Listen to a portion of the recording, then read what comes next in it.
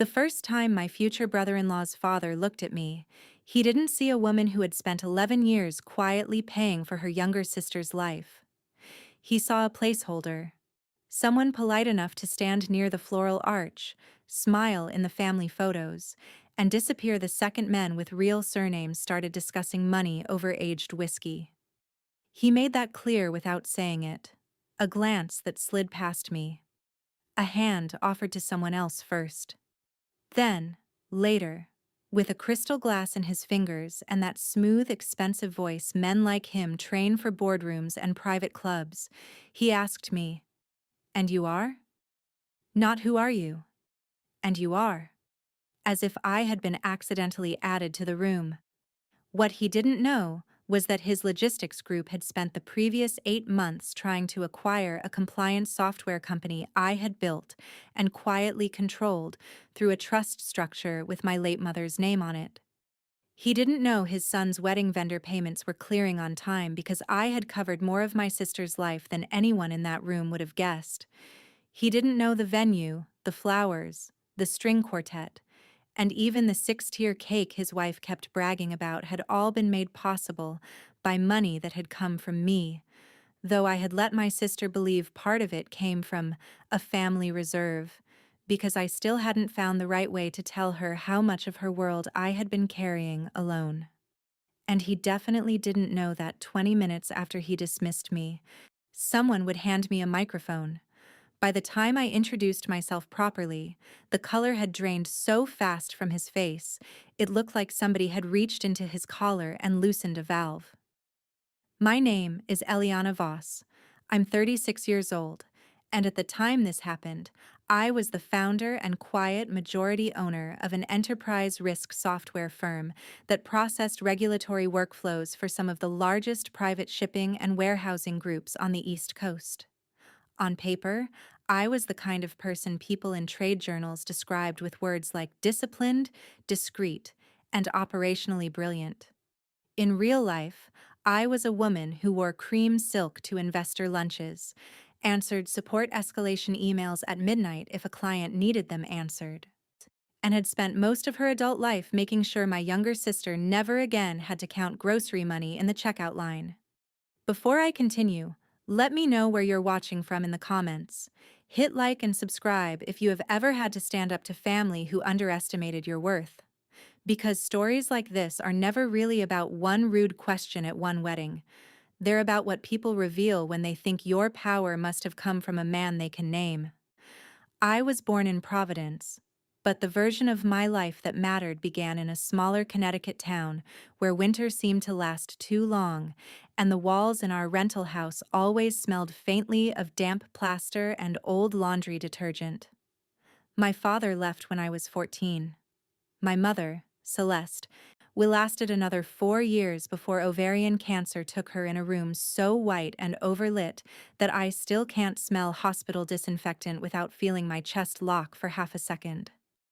By then my sister Mara was 13. I was 23. There are ages when grief is a wound. And then there are ages when grief becomes administration. I remember the sound of the oncologist's voice, calm and gentle and practiced. I remember Mara clutching the sleeve of my sweater so hard I could feel her fingers shaking through the knit. I remember my mother looking at me, not her, in those final hours. That was the part that changed me. She knew Mara would cry. She knew I would organize. After the funeral, when the casseroles stopped and the borrowed folding chairs were gone and everyone who said "call me if you need anything" had returned to their own lit kitchens and complete families, I sat at our dining table with 3 folders, a cooling mug of coffee, and the full shape of what had been left behind. Not much. A life insurance policy worth $84,000 after taxes.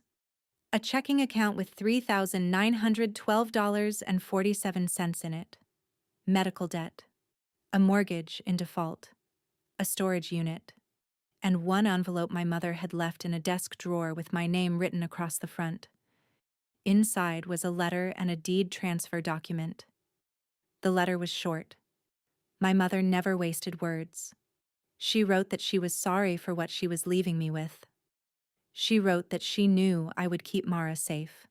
And she wrote that the only thing she had managed to protect entirely was the commercial property her father had once purchased in Baltimore through an old family holding company nobody remembered to ask about because it had sat under a quiet trust for years, throwing off modest income from warehouse leases. She had transferred beneficiary control to me 6 months earlier when the prognosis changed.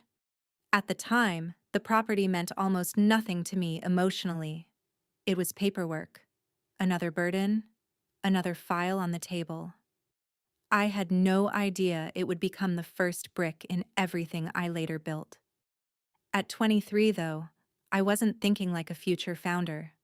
I was thinking like a tired daughter with a teenage sister and 6 weeks left before the bank could begin formal foreclosure proceedings on a house we could no longer afford.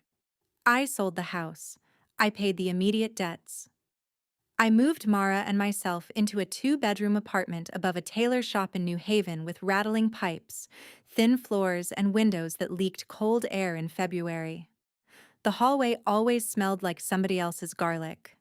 The rent was $1,380 a month, which felt impossible until it became routine.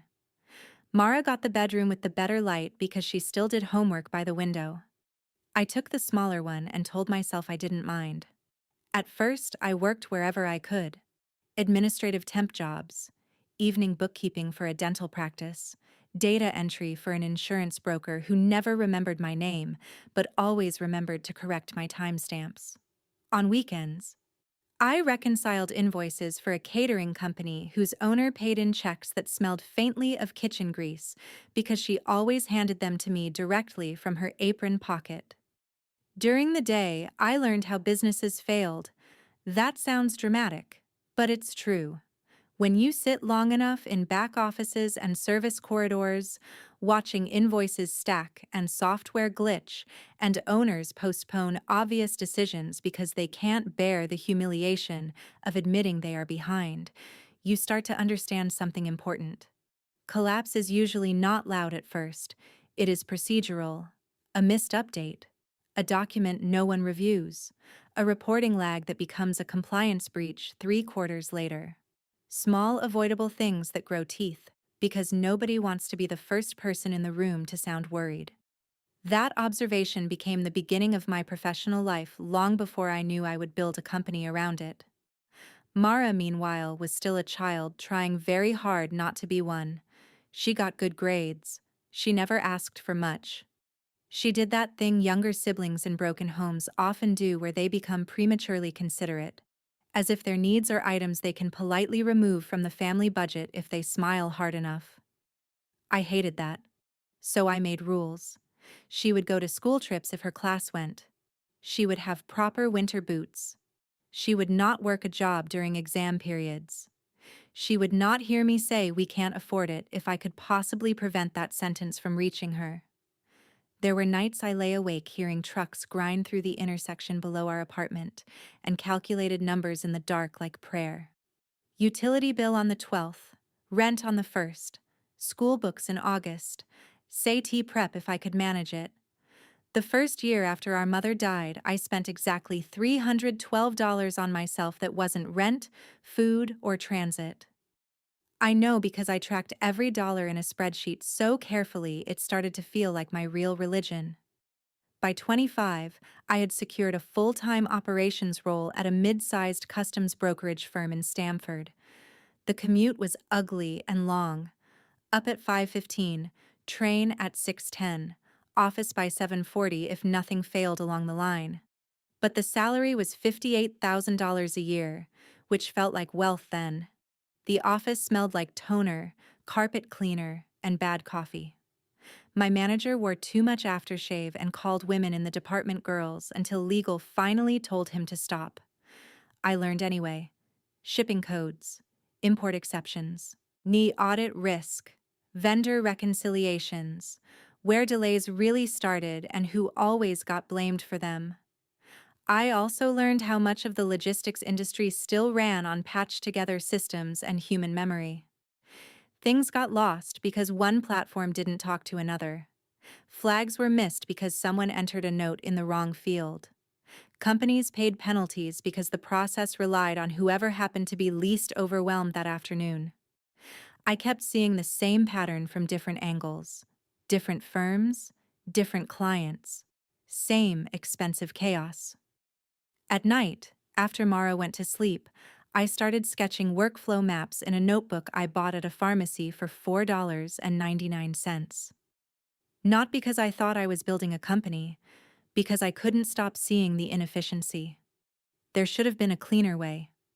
A system that tracked exceptions, document dependencies, timing exposures, review chains.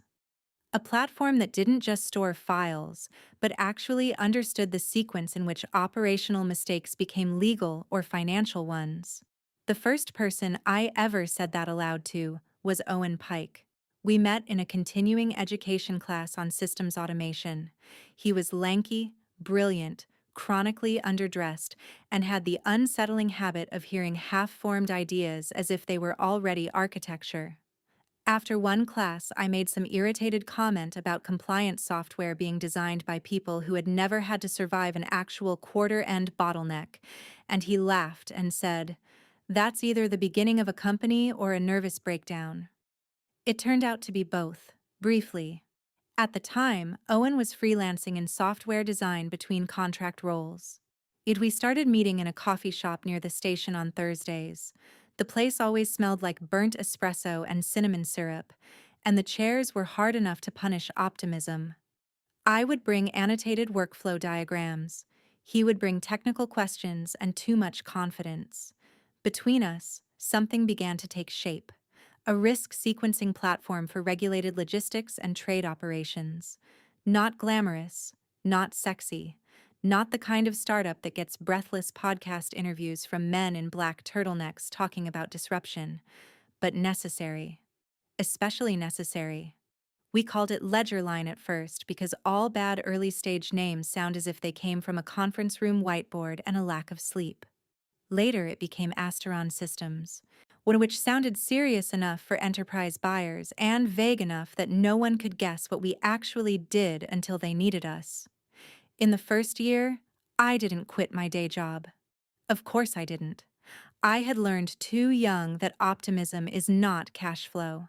So I worked 9 hours at the brokerage firm, came home, cooked dinner for Mara, checked her homework, took a shower, changed into old leggings and a long cardigan, and opened my laptop from 10 until 2. Owen handled the first prototype and most of the engineering scaffolding. I handled process design, client language, operations logic, documentation, and the first ugly version of our demo deck. The apartment became part office, part war zone. Yellow notes on the fridge, whiteboard on the wall near the kitchen, ramen cups in the recycling. Mara stepping around extension cords with the resigned expression of a teenager who had accepted that her sister had become slightly feral for a reason. Money stayed thin. For a long time, terrifyingly thin. The commercial property in Baltimore helped more than I told anyone. It brought in rent from 3 warehouse units through the holding company trust. After taxes, maintenance, and legal overhead, I cleared about $4,200 a month. Quiet money. Old money, in a way, though not grand. Just enough to prevent disaster and create room. I used most of it on our life without telling Mara where it came from. Her tuition deposits. A used Honda when the train became impossible. Dental work. A laptop for college applications. I told myself I was protecting her from the burden of gratitude. Maybe I was also protecting myself from being too visible too soon. By the time Mara got into a private liberal arts college with a partial scholarship, I had paid $18,600 in gaps that year alone.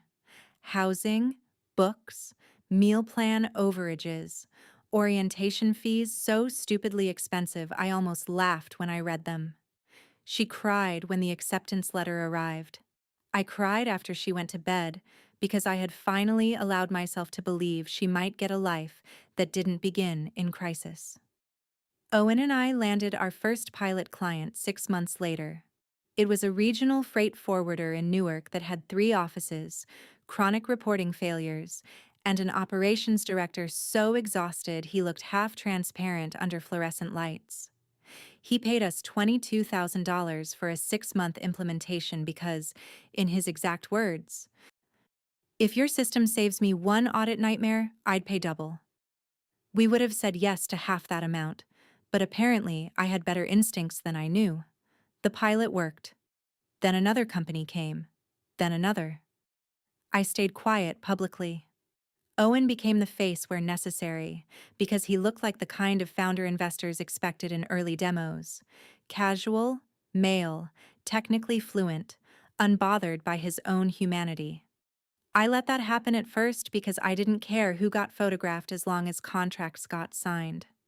I was still working my other job, still paying Mara's life, still sleeping with my phone beside me in case a client escalation hit after midnight, and one bug fix meant we made payroll the next month. Payroll. That word still makes something in my stomach tighten. Because once Asteron became a real company instead of a surviving idea, I had employees. 3 at first, then 7, then 14. Rent for office space, insurance, software costs, legal review, state filings. It is one thing to be responsible for yourself and one younger sister. It is another to wake at 3 in the morning realizing 9 other people's mortgages now depend on your caution. I became cautious enough to look boring from the outside. By 31, I was drawing a formal salary of $210,000 from Asteron, but I still lived below what people assumed someone at that level would choose.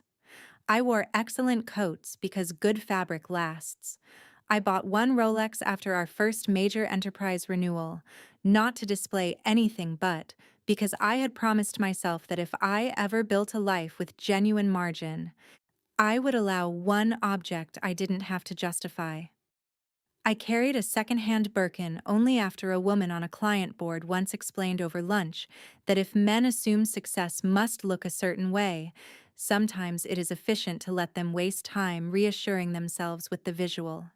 She was right. By 34, our client list included 2 national trucking groups, a port compliance chain, and Eastline Freight Holdings. That last one matters because Eastline was where Victor Hale came from. Victor was Mara's future father-in-law. Though when I first met him, he was not family. He was just a man with expensive instincts and an almost artistic commitment to hierarchy. He served as executive chairman of Hale Mercantile Logistics, a company that had grown through acquisitions and the kind of aggressive restructuring that trade magazines call disciplined and employees call terrifying. Eastline licensed one of our high-level workflow modules. Hale Mercantile had been exploring a broader deal with us for months through intermediaries. At first, I assumed they wanted deeper integration. Later, I learned Victor wanted control. He sent representatives before he sent himself. That was his style. Analysts, strategy people, outside counsel. Men who came into meetings asking questions in a tone designed to imply they already knew the answers and only needed to see whether you were sophisticated enough to admit it. I answered all of them politely. Then Victor joined one call personally. I still remember the sound of his voice through the speaker in our conference room. Dry, me easy, slightly amused, as though every conversation were a favor he had chosen to extend. He complimented our growth, asked thoughtful-looking questions about scalability, then suggested that in a tightening market, founder-led firms often benefited from adult infrastructure around them. Adult infrastructure. That phrase stayed with me because it told me almost everything. He was interested, he was dismissive, and he assumed those 2 attitudes could comfortably coexist. At the time, I didn't know my sister was dating his son. Mara met Graham Hale at a nonprofit board fundraiser. He sat on the Young Benefactors Committee because wealthy families love a cause when it comes with a printed program and old stone architecture. Mara was there because she actually cared about the literacy program they funded and had started volunteering on Saturday mornings when she was 22. She didn't tell me about him for months, not because she was hiding shamefully, because she knew me too well. She knew that if she said Hail out loud, I would hear business before romance, and she wanted one corner of her life to grow without my analysis touching it too soon. When she finally told me, it was on a Thursday night in my kitchen in Boston. I had moved us there 2 years earlier after Asteron outgrew Connecticut, and my life became a series of investor breakfasts, client reviews, and late-night cab rides home with my laptop bag pressed against my knees. My apartment overlooked the harbor. Clean lines, pale stone counters, floor-to-ceiling windows. Quiet in the expensive way quiet becomes once enough money has been spent keeping the world outside. Mara was standing by the island eating strawberries from a bowl I had set out after dinner, like she still lived with me, and had never fully learned boundaries around my refrigerator. "There's someone I want you to meet," she said. I was half listening while answering an email on my phone. "Mm-hmm. His name is Graham." Something about the pause before the last name made me look up. "What last name?" She took a breath. "Hale." I set the phone down. The kitchen was full of evening light then, gold and low against the water. Somewhere below, a horn sounded from the street. The dishwasher hummed. Mara's face held that careful expression she gets when she is trying to look calm before saying something she knows has complications attached. "Hale like Hale Mercantile?" "Yes." I let exactly 3 seconds pass before speaking. "How long?" 7 months. 7 months. I almost admired the nerve, but when you raise someone, your first reaction is rarely clean. Mine wasn't. It was a jumble. Protectiveness, suspicion, annoyance, fear that she had allowed herself into a family that would always make her feel smaller than she deserved, and a more private, selfish sting that there were 7 months of her life I had not been included in. I kept my voice level. "Do you love him?" Her whole face changed at that. Softened. Lit. "Yes. That matters. More than pedigree. More than caution. More than my professional knowledge of his father's appetite." So I nodded once. "Then bring him to dinner." Graham came the next week with wine, flowers, and manners good enough to suggest either genuine decency or extremely expensive schooling. Tall. Warm-eyed. Easier in his body than his father. He spoke to Mara as if she were the center of the room without making a show of it. I watched everything. How he thanked me for dinner. Whether he helped clear plates without being asked. The tone he used when he disagreed with Mara about some documentary they had watched. None of it was decisive on its own. Character is never one thing. It is accumulation. By dessert, I believed what Mara had said. He was not his father. That would prove important later. A month after that dinner, Graham proposed. Mara called me crying, laughing, trying to say the story of it through a rush of happiness that made me sit down halfway through because hearing her sound that safe did something painful and beautiful to me at the same time. I had worked for that sound, more than she would ever fully know. He proposed on a coastal path in Maine at sunset. There were no photographers, thank God. No drone. No staged audience. Just him. A ring, wind off the water, and my sister feeling chosen without spectacle. I said yes to every part of the wedding before she finished asking. Dress, venue support, planner if she wanted one, honeymoon contribution, emergency fund if vendors turned stupid. Her voice kept breaking as she protested that she didn't want me to do too much. Too much. The phrase women like us hear after years of carrying everything. "I want to," I told her. And I did. But what I didn't tell her was how much I had already begun to structure behind the scenes. I created a private wedding account seeded with $265,000. I had Asteron's family office counsel review the best tax-clean way to transfer support without creating future marital complications. I paid the venue deposit through a holding account tied to the Baltimore Trust, so it would not create obvious questions if anyone went looking at my personal statements later. I did not think like a bride's sister. I thought like someone who has learned that money without legal protection is just a future argument waiting for poor timing. The venue was a restored estate outside Newport. Stone terraces, clipped gardens, chandeliers old enough to look like history, and expensive enough to definitely be insured by a specific person with a clipboard. The place smelled like peonies, polished wood, and seawater once the afternoon heat began to fade. Mara wanted elegance, not ostentation. Graham wanted her happy. I wanted her protected. Victor, however, wanted narrative control. That became clear during the first formal family planning dinner. It was held at a club in Manhattan with dark walls, white tablecloths, and the kind of waitstaff who glide rather than walk. I arrived in navy silk and understatement. Mara sat beside me, glowing and nervous. Graham looked hopeful. Victor sat at the head of the table, one hand over his glass, smiling the way certain men smile when they are about to begin rearranging a room around themselves. His wife, Eleanor, was gracious in the brittle, polished way women become when they've spent 30 years making dominance look like cultivation.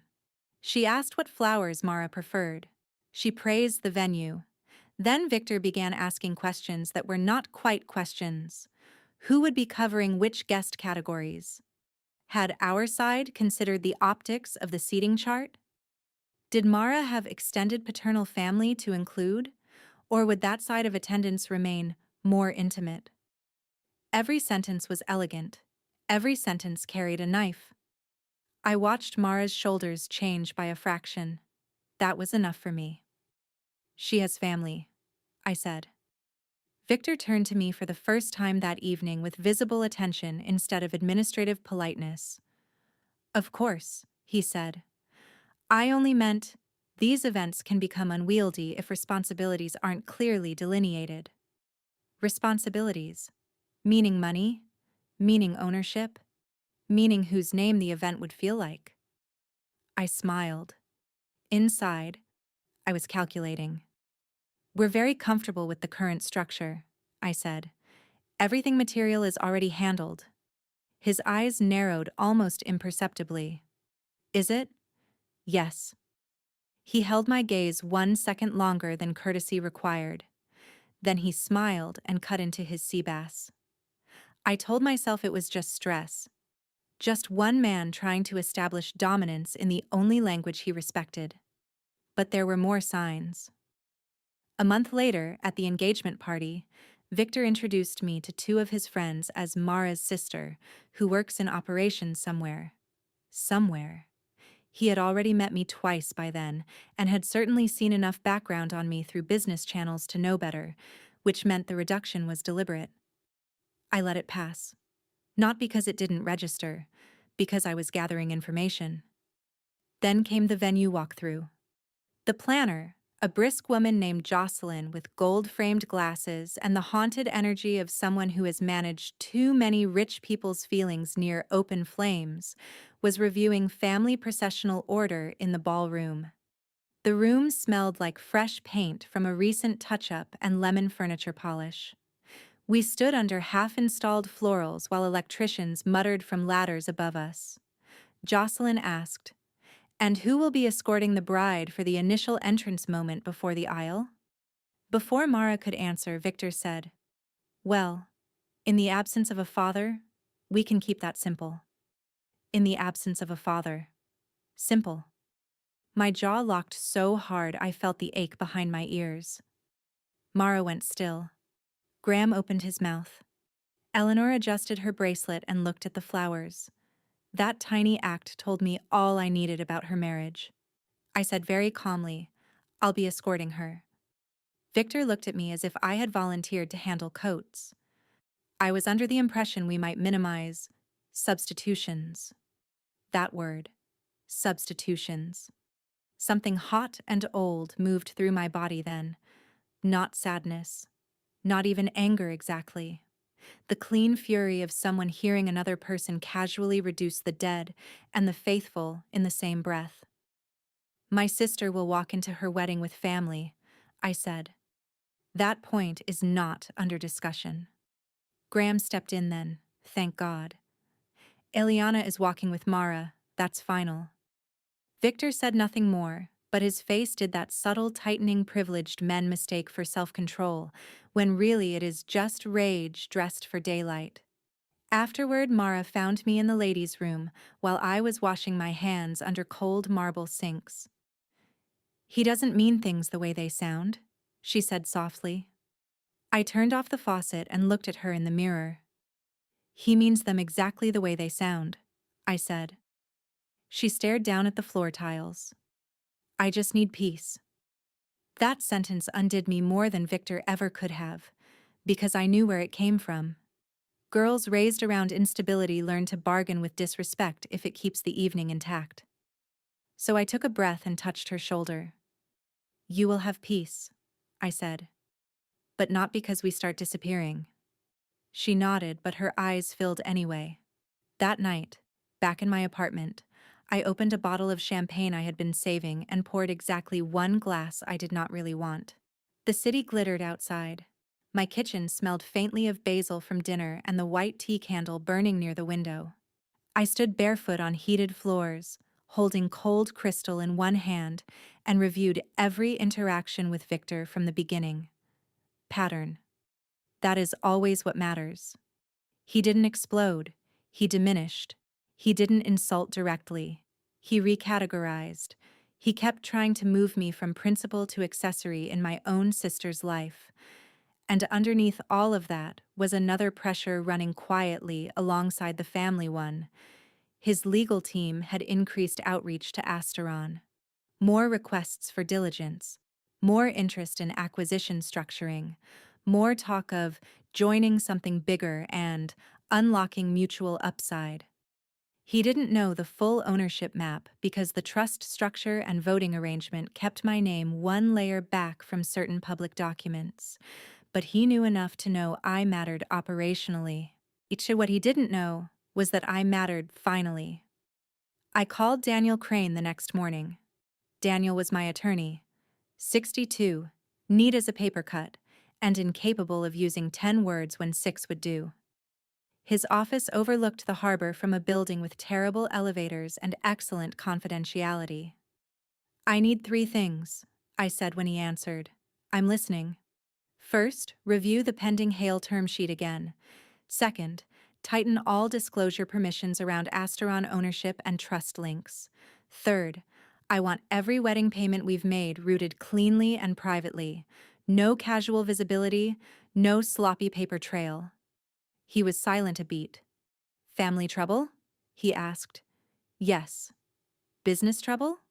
Potentially. Same source? Yes.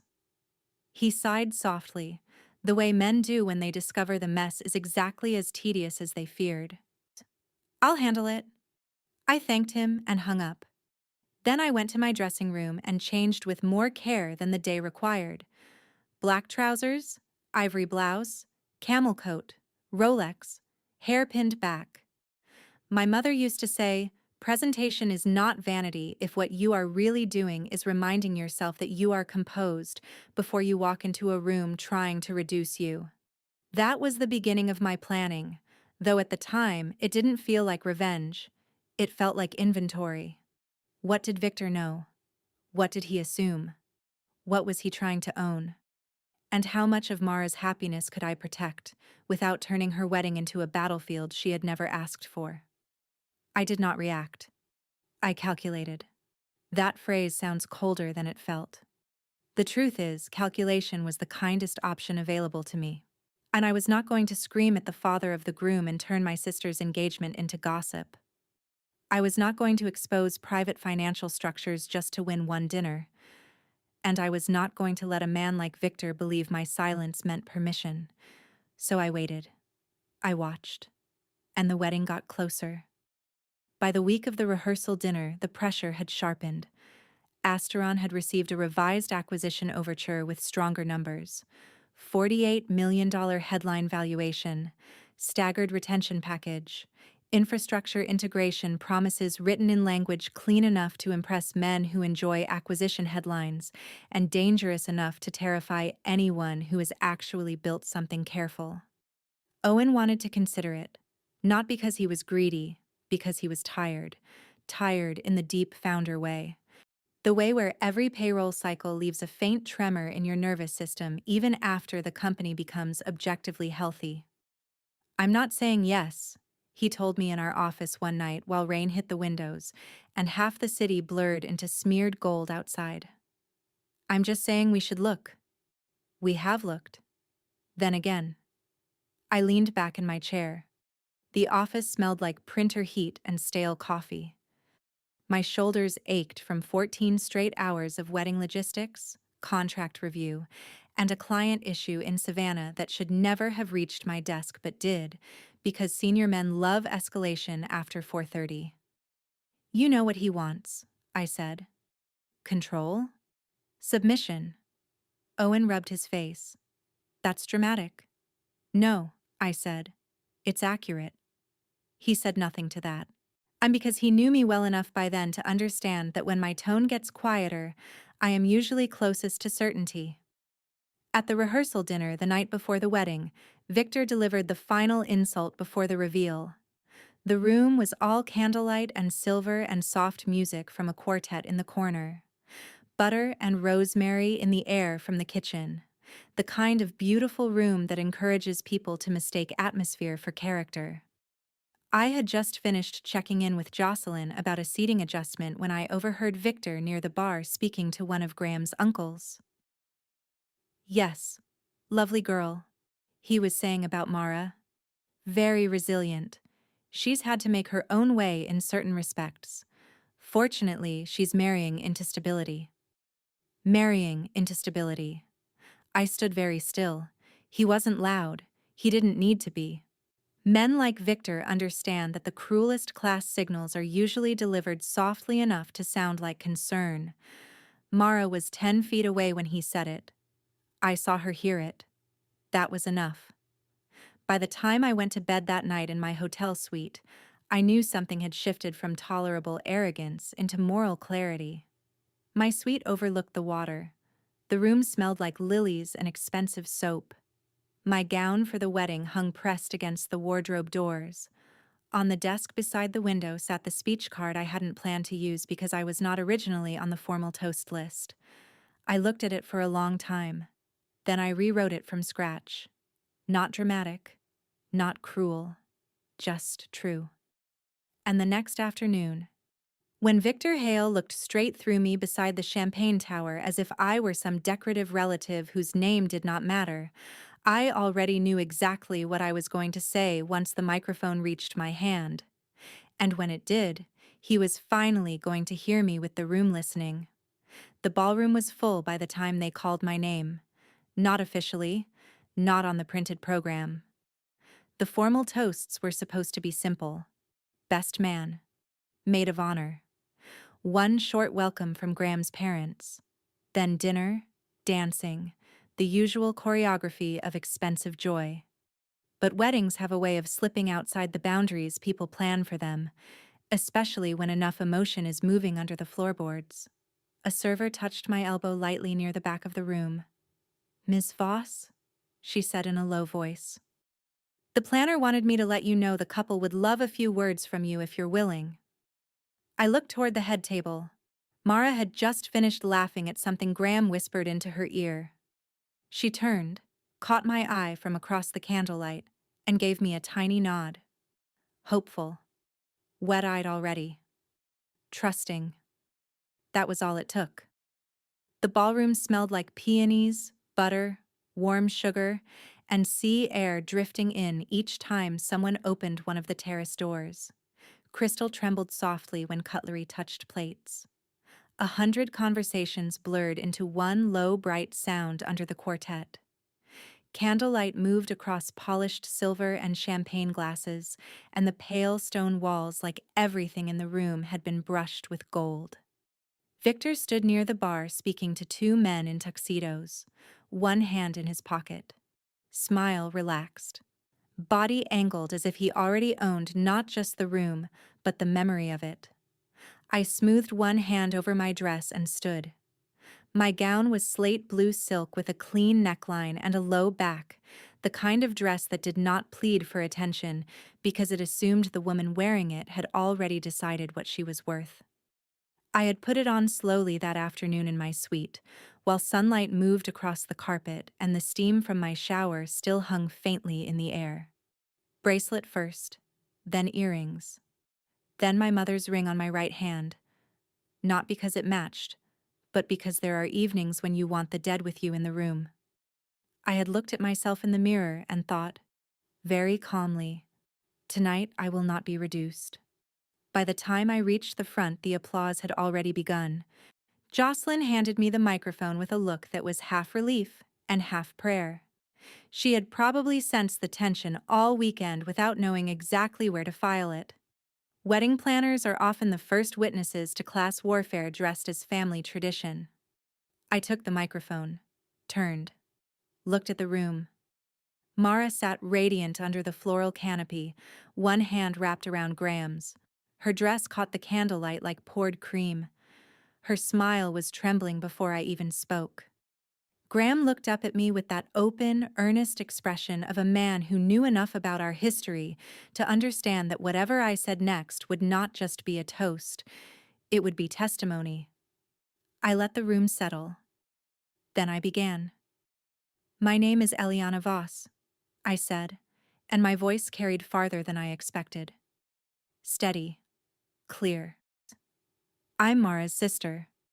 A soft murmur passed through the room. Not confusion exactly, just attention sharpening. I wasn't originally planning to speak tonight, I said. But then I realized that on a day like this, it would feel dishonest not to say at least part of the truth. Every fork in the room had gone still. I looked at Mara. When our mother died, Mara was 13 years old. The sentence landed harder than anything elegant ever could have. I was 23, I continued, old enough to sign forms, young enough to still be afraid of all of them. We had no one else coming, no rich uncle, no grandparent with a spare house, no last-minute miracle. We had debt, grief, one envelope of paperwork, and each other. Mara's mouth had already gone soft and unguarded. Her eyes shone bright under the chandelier light. Graham squeezed her hand harder. I kept going. There were years when I packed her lunches at 5:30 in the morning before catching a train to a job where people forgot my name. Years when I learned exactly how far $40 could stretch if you bought rice, eggs, frozen vegetables, and hoped nobody needed antibiotics. Years when I said no to things she never even knew I wanted because she needed books, tuition deposits, winter coats, and the kind of ordinary safety children should never have to earn. The room was silent now, except for the faint hum of the air system and one glass being set down very carefully near the back. I don't say that because I think I made her life, I said. I say it because she made mine mean something when it could have collapsed into survival. She gave me someone to build for. And if you've ever had one person in your life who made you stronger simply because they were watching how you stood up after the worst thing happened, you know exactly what I mean. I heard someone sniff quietly in the second row of guest tables. Mara's best friend, I think. I shifted my gaze to Graham then. When Mara told me she loved Graham, I did what older sisters do. I worried. I evaluated. I made lists in my head. I watched how he carried her feelings in ordinary moments when no one was applauding him. That's the real test, by the way. Not grand gestures, not curated speeches. The ordinary Tuesday version of love, the quiet one. A few people smiled. Then I watched him listen to her. I watched him make space for her. I watched him treat her as if she were not a beautiful addition to his life, but a full equal inside it. And that matters to me more than I can explain. Graham lowered his head briefly, overcome in exactly the way decent men get when praise frightens them a little because they know what responsibility it carries. Then I paused. Not for drama, for precision. During those same years, I said, while building a life that could hold us both, I also built a company. That changed the room. Not loudly, not physically, but you could feel intelligence enter where sentiment had been. Several heads lifted. Victor's body went still near the bar, though he had not yet fully turned. It started small, I said. Coffee shop tables, borrowed software, late nights after day jobs. A lot of fear. More spreadsheets than any human being should ever have to look at in one lifetime. But eventually, that little idea became Asteron Systems. The name hit like a dropped glass even though no glass broke. Across the room, two men at one of the corporate-adjacent tables looked at each other instantly. Somebody whispered. A woman near Eleanor actually blinked in open recognition. Graham's cousin, who worked in finance, sat forward so abruptly his chair legs scraped the floor. And then Victor turned. Fully this time. I kept my eyes on the room, not on him. Asteron became the reason I could stop worrying every time my sister bought groceries without checking her bank balance first, I said. It became how I paid her tuition, helped her move into her first apartment, made sure medical bills never became the center of another family conversation, and quietly supported more of this wedding than anyone here needs itemized tonight. That last line moved through the room like heat. Mara's head snapped toward me, her expression, God, I still remember it, shock, love, confusion, the beginning of understanding. She had known I helped. She did not know the scale.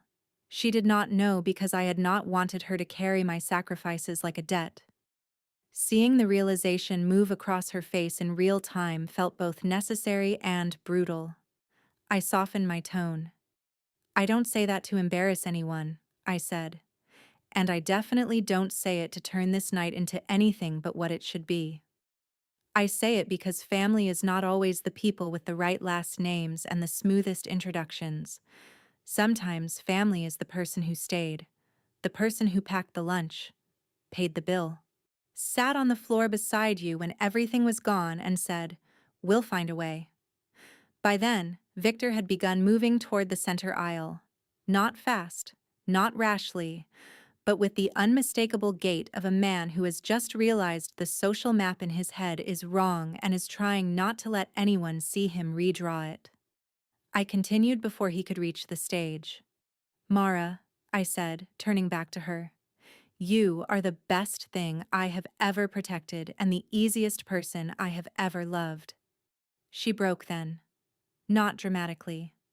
Just tears slipping without permission while she laughed once through them because being publicly loved can feel almost as overwhelming as being publicly hurt. And Graham, I said, I'm grateful to you for understanding that loving her is not about winning her. It's about deserving the life the two of you are building together. So if I seem calm tonight, it's not because this means less to me than it looks. It's because this means more. The applause started before I finished. It rose quickly. Warm, genuine, too strong to stop elegantly. Guests stood at some tables. Mara was crying openly now, one hand over her mouth. Graham stood and pulled her against him, his own eyes wet. Eleanor dabbed at one eye with a napkin, though I could not tell how much of that was emotion and how much was social weather adaptation. Victor did not clap at first. He stood still with one hand wrapped around his wine glass, face altered in a way only people watching closely would have understood. It wasn't merely embarrassment, it was calculation collapsing into exposure.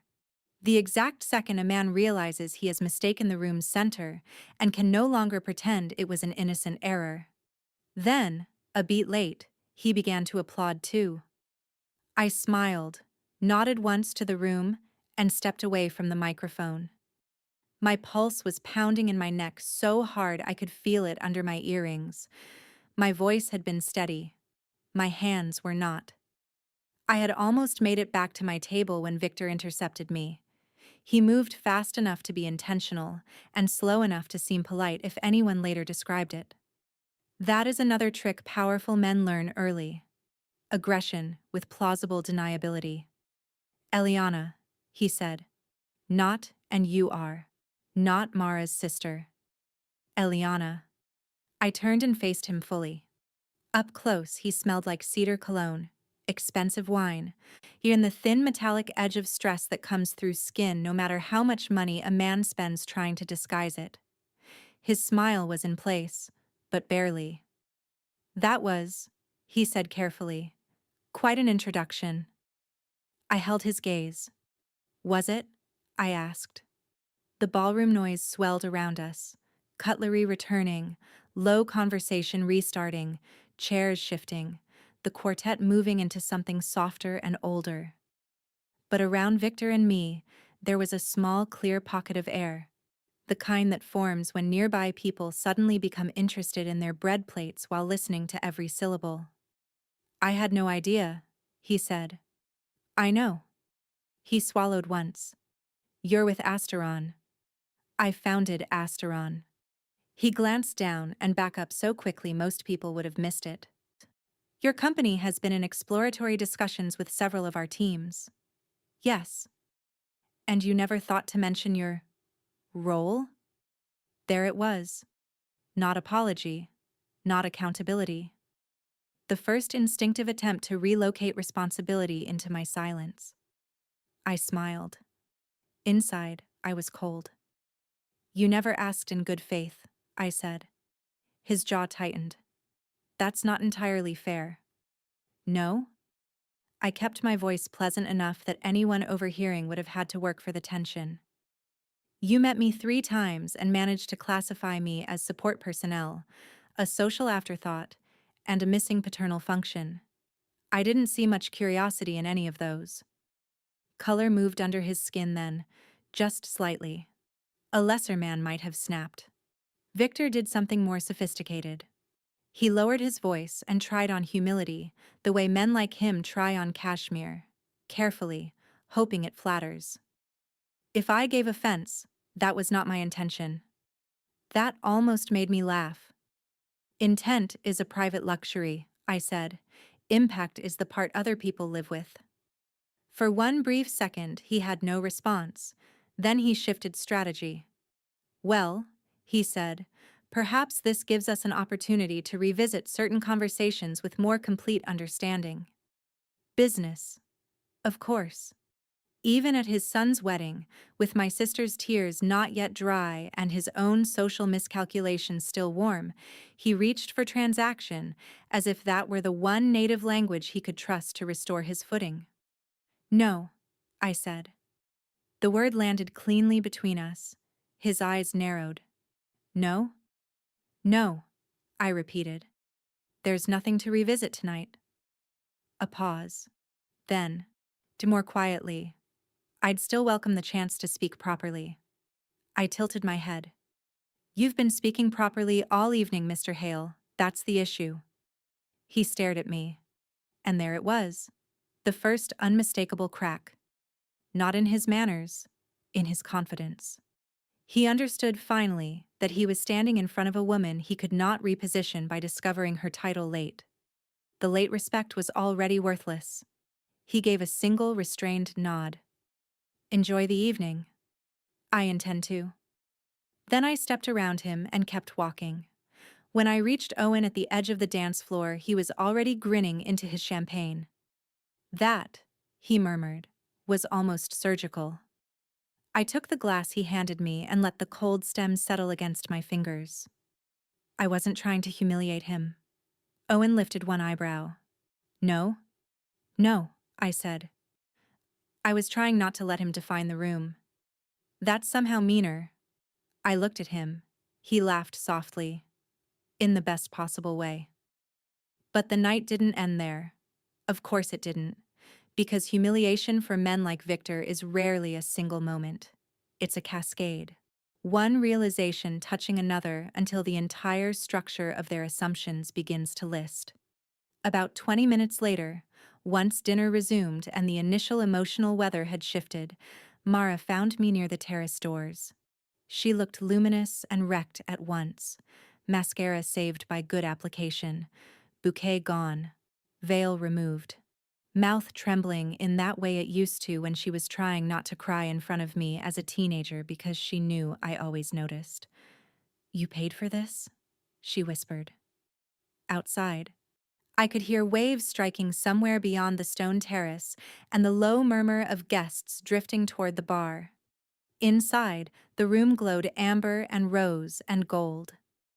"Not all of it," I said automatically.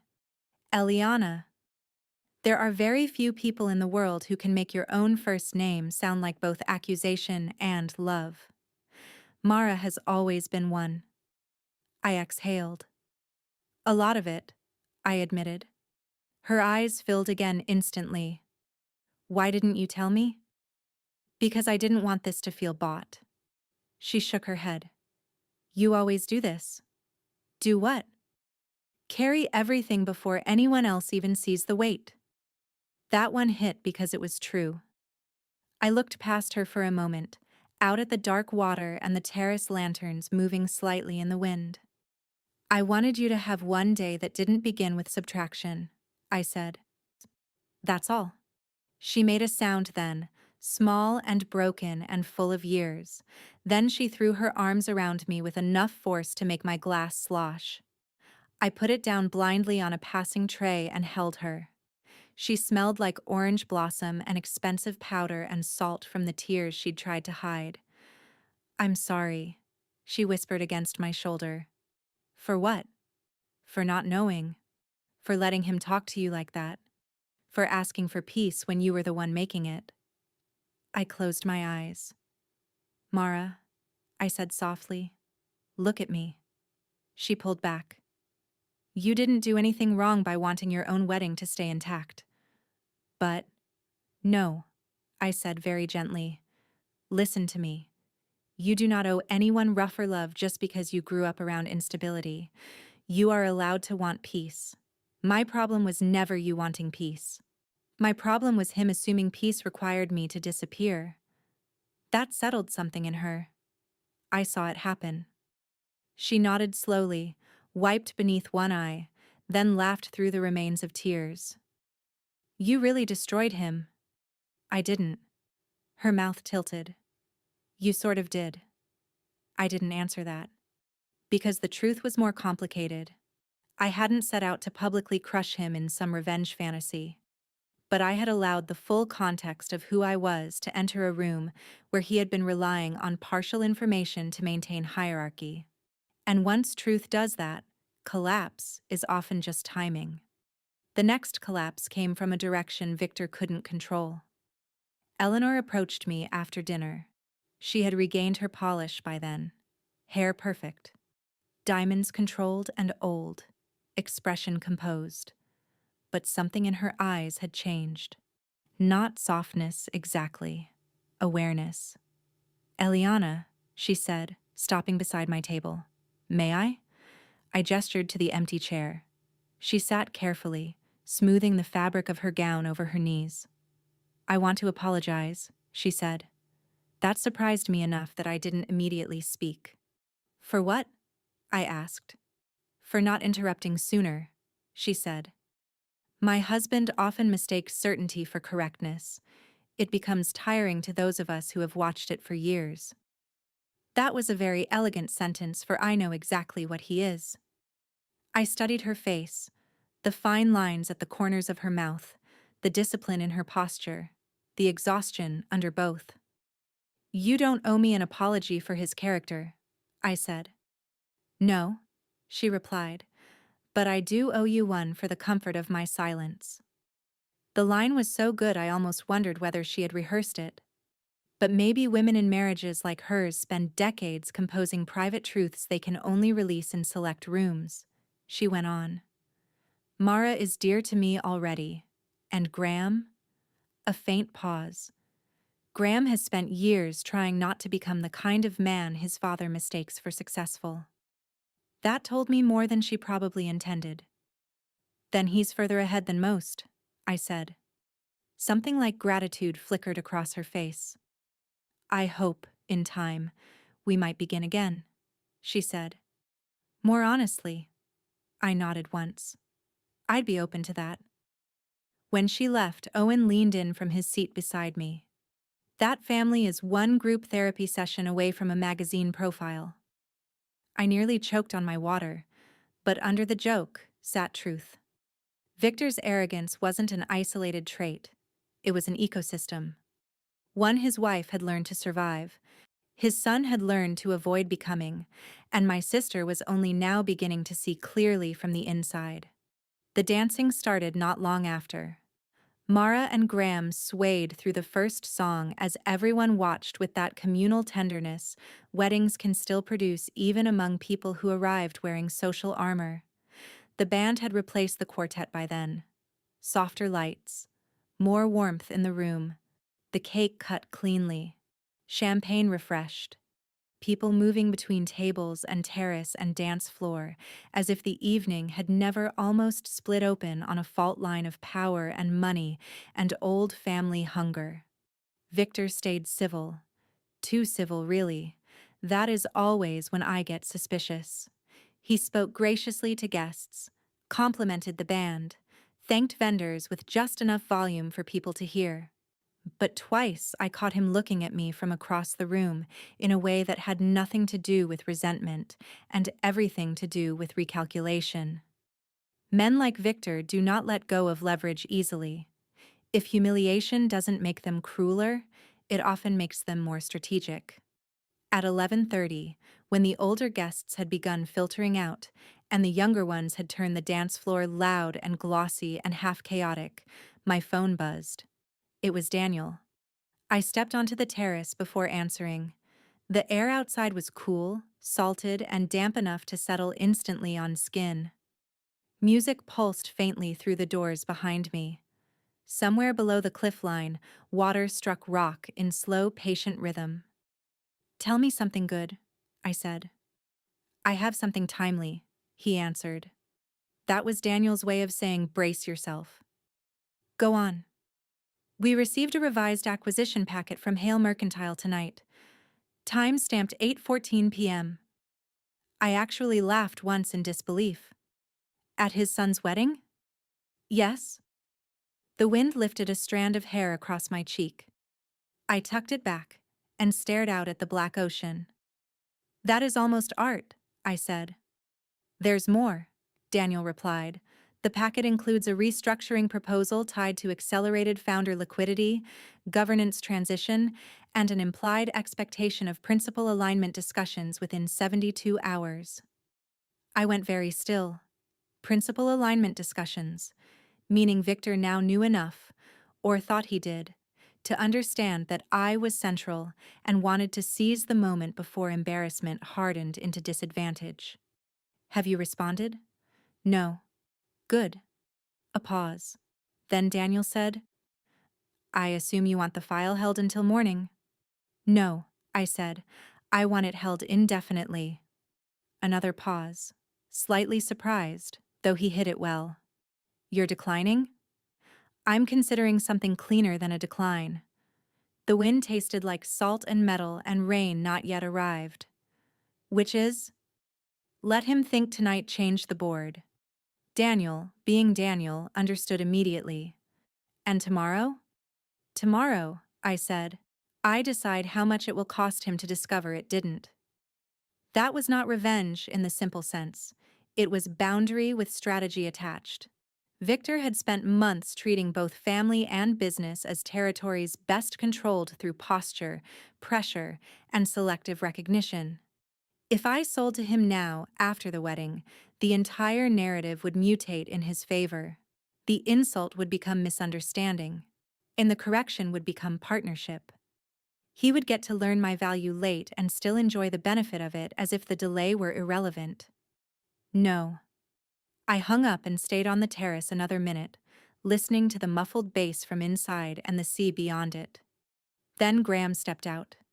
He loosened his bow tie as he came toward me, smiling faintly in that tired, joyous groom way. "Am I interrupting?" "No." He came to stand beside me at the railing. We watched the dark water a moment before he spoke. I know my father wants to talk to you about business. Of course he does. Graham sighed. I'm sorry. I turned toward him. You don't need to apologize for every room he enters. Maybe not, he said. But I do need to be honest about what I know. He's been pushing this deal harder than he admitted. And tonight? He shook his head slightly. Tonight he realized he made a serious mistake. That's true. Graham rubbed a hand over the back of his neck. He may try to fix it by being overly generous all at once. Generous? He calls control generosity when he thinks the other person should feel relieved. That line was sharp enough to tell me he had spent years translating his father for himself. I nodded. I won't confuse the two. He smiled without humor. I figured. Then he looked at me directly. For what it's worth, I don't want any part of this affecting Mara. It won't, I said. Not unless he forces it to. The look Graham gave me then was full of trust and something adjacent to fear, not of me, but of the fact that he knew his father well enough to understand forcing things was always possible. Thank you, he said quietly. For her? Or for him? For drawing the line where it belongs. That mattered, because it meant Mara had not married blind. When I returned inside, Victor was waiting near the hall that led toward the side exits and the private lounges. Calculated again. Semi-private. Plausible. Eliana, he said. A quick word? I could have declined. I should have. Maybe.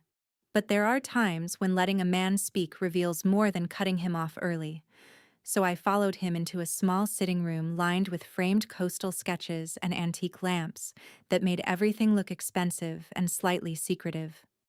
The room smelled like old books, polish, and whatever floral arrangement the hotel had chosen for spaces where difficult conversations were expected to remain well modulated. Victor closed the door halfway, not fully. Again, plausible. And he turned to face me. I want to be frank. That would be a first. He actually winced. Slightly. Good. Tonight made me realize we may both have operated on incomplete impressions. There it was. Shared ambiguity. Mutual fog.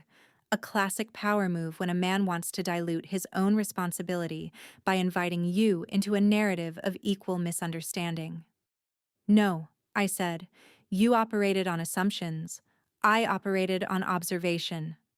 His eyes hardened, then softened again as he chose not to fight that point directly. Hale Mercantile is prepared to improve the current acquisition structure materially. I'm sure it is. We're talking about significant founder liquidity, board seats, autonomy provisions. You sent the packet during dinner. That caught him. Only briefly, but enough. I move quickly when I see value. No, I said. You move quickly when you lose positional certainty. Silence. He had gone very still now. Hands at his sides, shoulders squared, face composed by force. You are clearly a formidable negotiator, he said. That isn't what this is. What is it then? I took one slow breath. This, I said, is the consequence of discovering too late that respect is not retroactive. That landed. I watched it land. He looked away first this time, toward the lamp on the side table, then back to me. You're angry. No, I said. I'm finished. That frightened him more than anger would have, because anger suggests energy still available for conversion. Finished is something else. Finished means the bridge may already be gone. He tried one more pivot. For the sake of the family connection. No, I said sharply enough that the words seemed to cut the room in half. Do not use my sister's marriage as a corridor into my business. His face changed then, genuinely. Not rage, not quite. Recognition. He understood that he had crossed from arrogance into something uglier and that I had seen it in full. I lowered my voice. Mara's happiness is not leverage, Graham's decency is not a discount, and this wedding is not a backdrop for your recovery strategy. The room was silent except for the faint music bleeding in through the half-closed door. Victor opened his mouth, closed it, then said the one sentence I had been waiting for all weekend without realizing it. I misjudged you. I held his gaze. Yes, I said. That's the least expensive part of what you've done. He stared at me, and for one suspended moment I could see the entire architecture of him straining under the pressure, the certainty, the grooming, the lifelong training that taught him he could always recover position if he spoke firmly enough and offered enough money in the right room. Maybe that had always worked before. Not tonight. He took a breath. What do you want? Such a revealing question, as if every boundary still had to be translated into appetite. I want you, I said, to leave my sister untouched by whatever disappointment follows this conversation. He was quiet. And the company? I smiled. Small. Tired. Absolute. You'll hear from counsel. Then I opened the door and walked back into the reception before he could answer. That was the real beginning of the trap, though he did not know it yet. Because by then I had all the information I needed. He wanted control fast. He was embarrassed publicly. He believed money plus urgency plus family optics could still pressure the outcome. And most importantly, he had shown me exactly where his blind spot remained.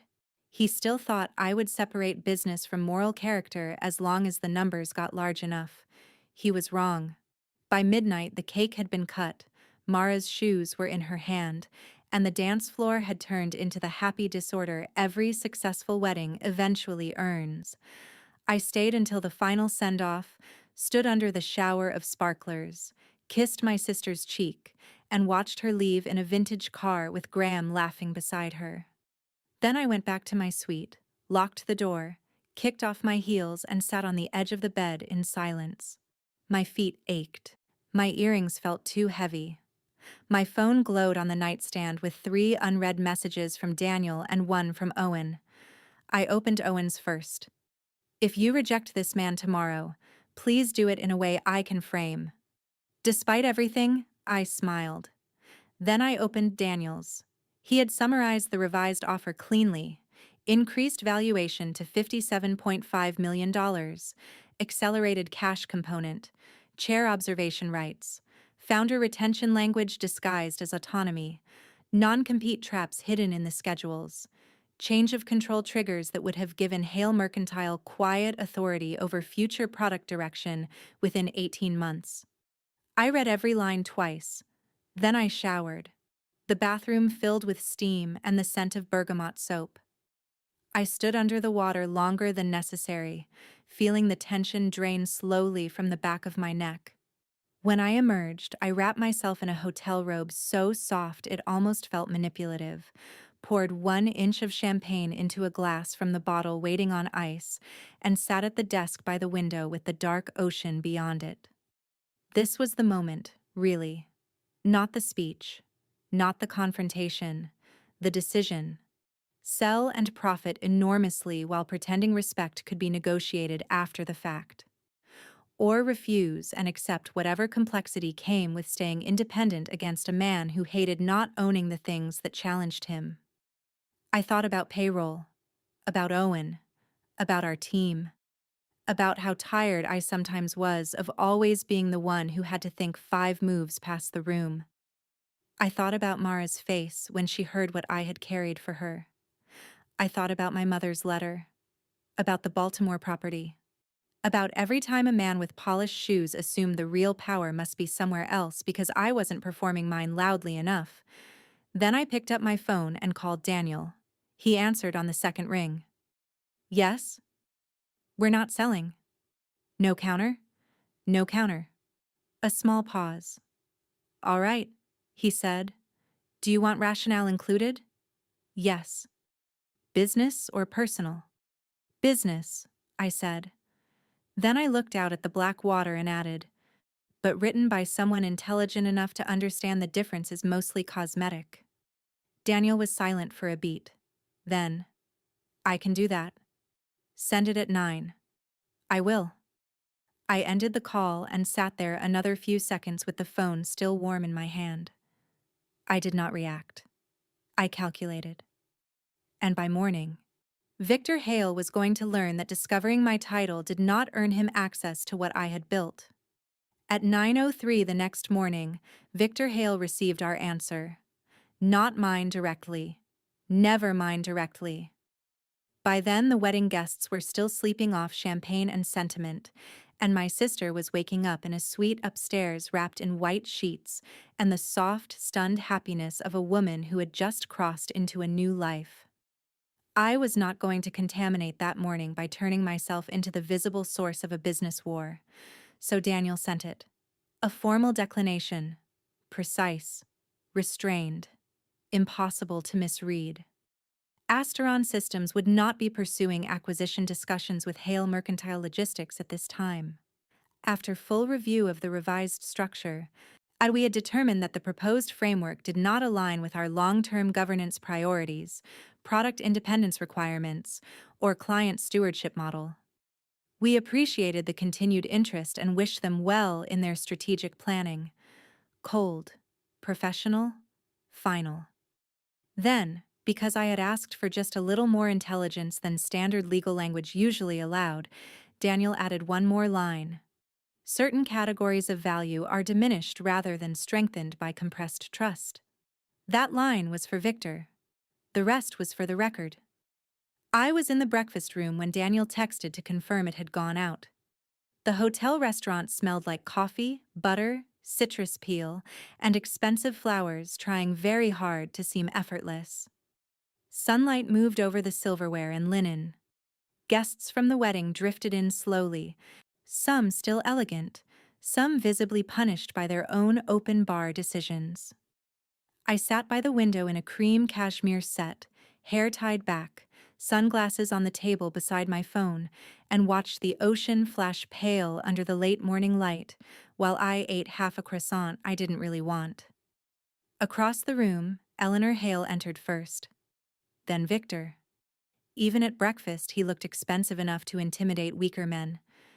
Navy jacket, pressed shirt, posture too perfect. But the face had changed. Something around the mouth tighter than yesterday, eyes flatter. He was the kind of man who usually wore certainty like aftershave. This morning, the scent had gone. He saw me immediately. Of course he did. I watched the exact second he realized the email had already arrived. Not because he checked his phone in front of me. He was too disciplined for that. But because something in his face cooled by half a degree, and then he turned to the hostess with a politeness so careful it sounded sharpened. He chose a table across the room, also deliberate, not close enough to appear confrontational, not far enough to imply avoidance. Men like Victor understand spatial messaging almost as well as they understand money. Eleanor touched his wrist before sitting, a small private gesture. He did not look at her. I sipped my coffee and kept my eyes on the water. 10 minutes later, Mara swept into the restaurant glowing in that dazed post-wedding way brides do when joy and sleep deprivation have temporarily rewritten their bones. Graham was behind her, tieless, laughing, one hand at the small of her back. They came straight to my table. "You're up early," Mara said, sliding into the chair opposite me. "I have a company," I said. She smiled. "You are a company." Graham laughed under his breath and kissed the top of her head before taking his seat. A server came with coffee, plates, fruit, warm pastries. The morning made a determined effort to feel normal. Mara talked about how ridiculous the dance floor got near the end. Graham mentioned one of his cousins had apparently fallen asleep in a hydrangea arrangement after midnight and had to be escorted out with dignity preserved where possible. I laughed when appropriate. I listened. I answered. And all the while I could feel Victor's attention from across the room like a temperature change. Mara noticed eventually. Her voice softened. "He's looking at you." "I know." Graham's jaw tightened. Did he say something after I left last night? Yes. Mara set down her coffee cup carefully. What? I looked at both of them. The windows behind them held hard blue water and white sky. Somewhere near the buffet station, cutlery clinked lightly. Toast popped from an industrial warmer. It was all so ordinary. That was the strange thing. How life insists on keeping its small domestic noises even when people are quietly repositioning themselves around consequence. He tried to reopen the acquisition conversation, I said. Graham closed his eyes briefly. Mara stared. At the wedding? Yes. Her face changed at once. First disbelief, then humiliation by association, then anger. I'm so sorry. You are not responsible for your father-in-law being unable to distinguish a family event from a leverage opportunity. But I brought you into this. No, I said gently. You brought me to your wedding. He brought business into it. Graham looked sickened now, and I believe the feeling was genuine. That mattered to me. There is a difference between a man who benefits from another man's behavior and a man who is ashamed to discover he comes from it. He shouldn't have done that, he said quietly. No, I agreed. He shouldn't have. Mara's brows drew together. What did you tell him? That he'd hear from counsel. Her eyes widened. Eliana. I smiled into my coffee. He has. Graham actually exhaled a laugh then. Short, disbelieving. God. Mara looked between us. What does that mean exactly? It means, I said, that no future version of this story gets to include the sentence, and then we all did business together anyway. She sat back slowly, and then, to my surprise, she smiled. Not because she found any of it funny, because for the first time, I think, she saw the line clearly. Not drama, not vengeance, boundary. Good, she said. I looked at her. She held my gaze. No. Really. Good. That mattered more than I can explain, because people who grow up in emotional instability often become frightened of finality. They learn to appease before they learn to evaluate. For Mara to sit there, on the morning after her wedding, and choose not peace at any price, but peace with structure beneath it, that told me she was already becoming something freer than the girl who once apologized for other people's bad behavior because she thought it kept evenings intact. Graham glanced across the room toward his parents' table. I should speak to him. You should speak to your wife, I said. Your father already knows where I stand. He gave me a long look, then nodded. You learn a lot about marriage from moments like that. Whether a man rushes toward the older power in the room or stays with the life he just promised to build. Graham reached for Mara's hand under the table and kept it there. Good. Very good. Victor didn't approach me at breakfast. He waited until checkout. The lobby smelled like lilies, polished wood, and the faint, expensive citrus hotels use when they want money to feel refreshed. My suitcase was already by the car. I had one hand on my sunglasses and the other wrapped around an iced coffee I didn't need, but liked holding because the condensation cooled my palm. Victor crossed the marble floor with that measured ease he probably imagined still read as command. Eliana, he said. I turned. There were people everywhere. Families lingering, staff gliding, a child from some unrelated event dragging a tiny formal shoe in one hand and resisting all parental optimism. Perfect. Public enough. Mr. Hale, he stopped at an appropriate distance. I received your counsel's note. I assumed you had. His mouth thinned. It was pointed. So was your timing. A tiny pause. He glanced toward the glass doors, the waiting cars, one of the movement of hotel life around us, then back to me. I don't think you're making the best decision for your company. I nearly laughed. That was always the pivot, wasn't it?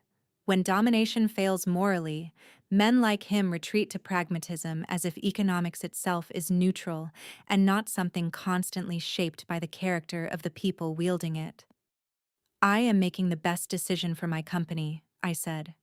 You mean I'm not making the best decision for your plan? He absorbed that in silence. Then, lower. You're allowing personal offense to distort a serious opportunity. No, I said. I'm allowing pattern recognition to inform a serious decision. That got him. Not loudly, but enough. Because men like Victor rely on a particular fiction, that every woman who refuses them must secretly be overreacting, emotional, personal, and they rarely prepare for the possibility that she is simply accurate. He took a breath. You don't know me as well as you think. I held his gaze. I know you offered money after disrespect and expected the order to soften the second problem. His eyes hardened. That's reductive. Yes, I said. So was calling me a substitution? The silence between us sharpened. There are moments when you can feel a man reaching for a version of himself he usually uses to close rooms. The softened voice, the slower blink, the curated sincerity. Victor reached for it now. I'm trying to repair this. No, I said. You're trying to recover position. For the first time, something like genuine anger flickered across his face. Dangerous, that moment. Not because I was unsafe, because anger strips polish, and polished men panic when they feel it happen in public. I'm speaking to you respectfully, he said. I looked at him a second longer than comfort required. That would have been more useful yesterday. Then I set my coffee on the side table near the concierge stand, put on my sunglasses, and walked past him to my car. I did not look back. That was the end of the direct exchange. It was not the end of the fallout. By Monday morning, the wedding photos had begun their slow, elegant spread through family group chats, social feeds, tagged posts, and the soft surveillance network wealthy circles mistake for affection. Mara and Graham under the arch, Mara laughing with Eleanor, me walking my sister toward the aisle in blue silk and absolute calm, toast images, dance floor blur. One candid someone had caught a Victor standing beside me after my speech with the expression of a man trying to smile while realizing his map of the evening had dissolved. I did not post any of them. I never do. I have learned that some moments are strongest when they remain more rumor than content. At Asteron, though, the story arrived before I did. Our main office occupied 2 floors in a renovated brick building near the waterfront in Boston. Glass offices, exposed beams, a kitchen always smelling faintly of fresh coffee and somebody's toasted bagel. Whiteboards filled with process maps. Engineers in expensive sneakers pretending not to care about furniture design while carefully choosing ergonomic chairs. It had taken me 11 years to build that place. 11 years from the pharmacy notebook to client portfolios worth enough that banks now called me with a softness they never offered my mother. When I walked in Monday morning, I felt the shift instantly. Not panic, not even gossip exactly, but the compressed attention of people trying to be professional while dying to know whether the version of the story they heard was true. My COO, Priya, met me halfway down the corridor with a folder in one hand and curiosity she was too well trained to phrase carelessly. You had an interesting weekend, she said. I had a wedding. She gave me a look, and an acquisition refusal apparently dramatic enough that our head of sales heard about it from a client before breakfast. That made me stop. From which client? Eastline. Of course. Rumor travels fastest through the people who understand what it costs. I exhaled slowly. Conference room.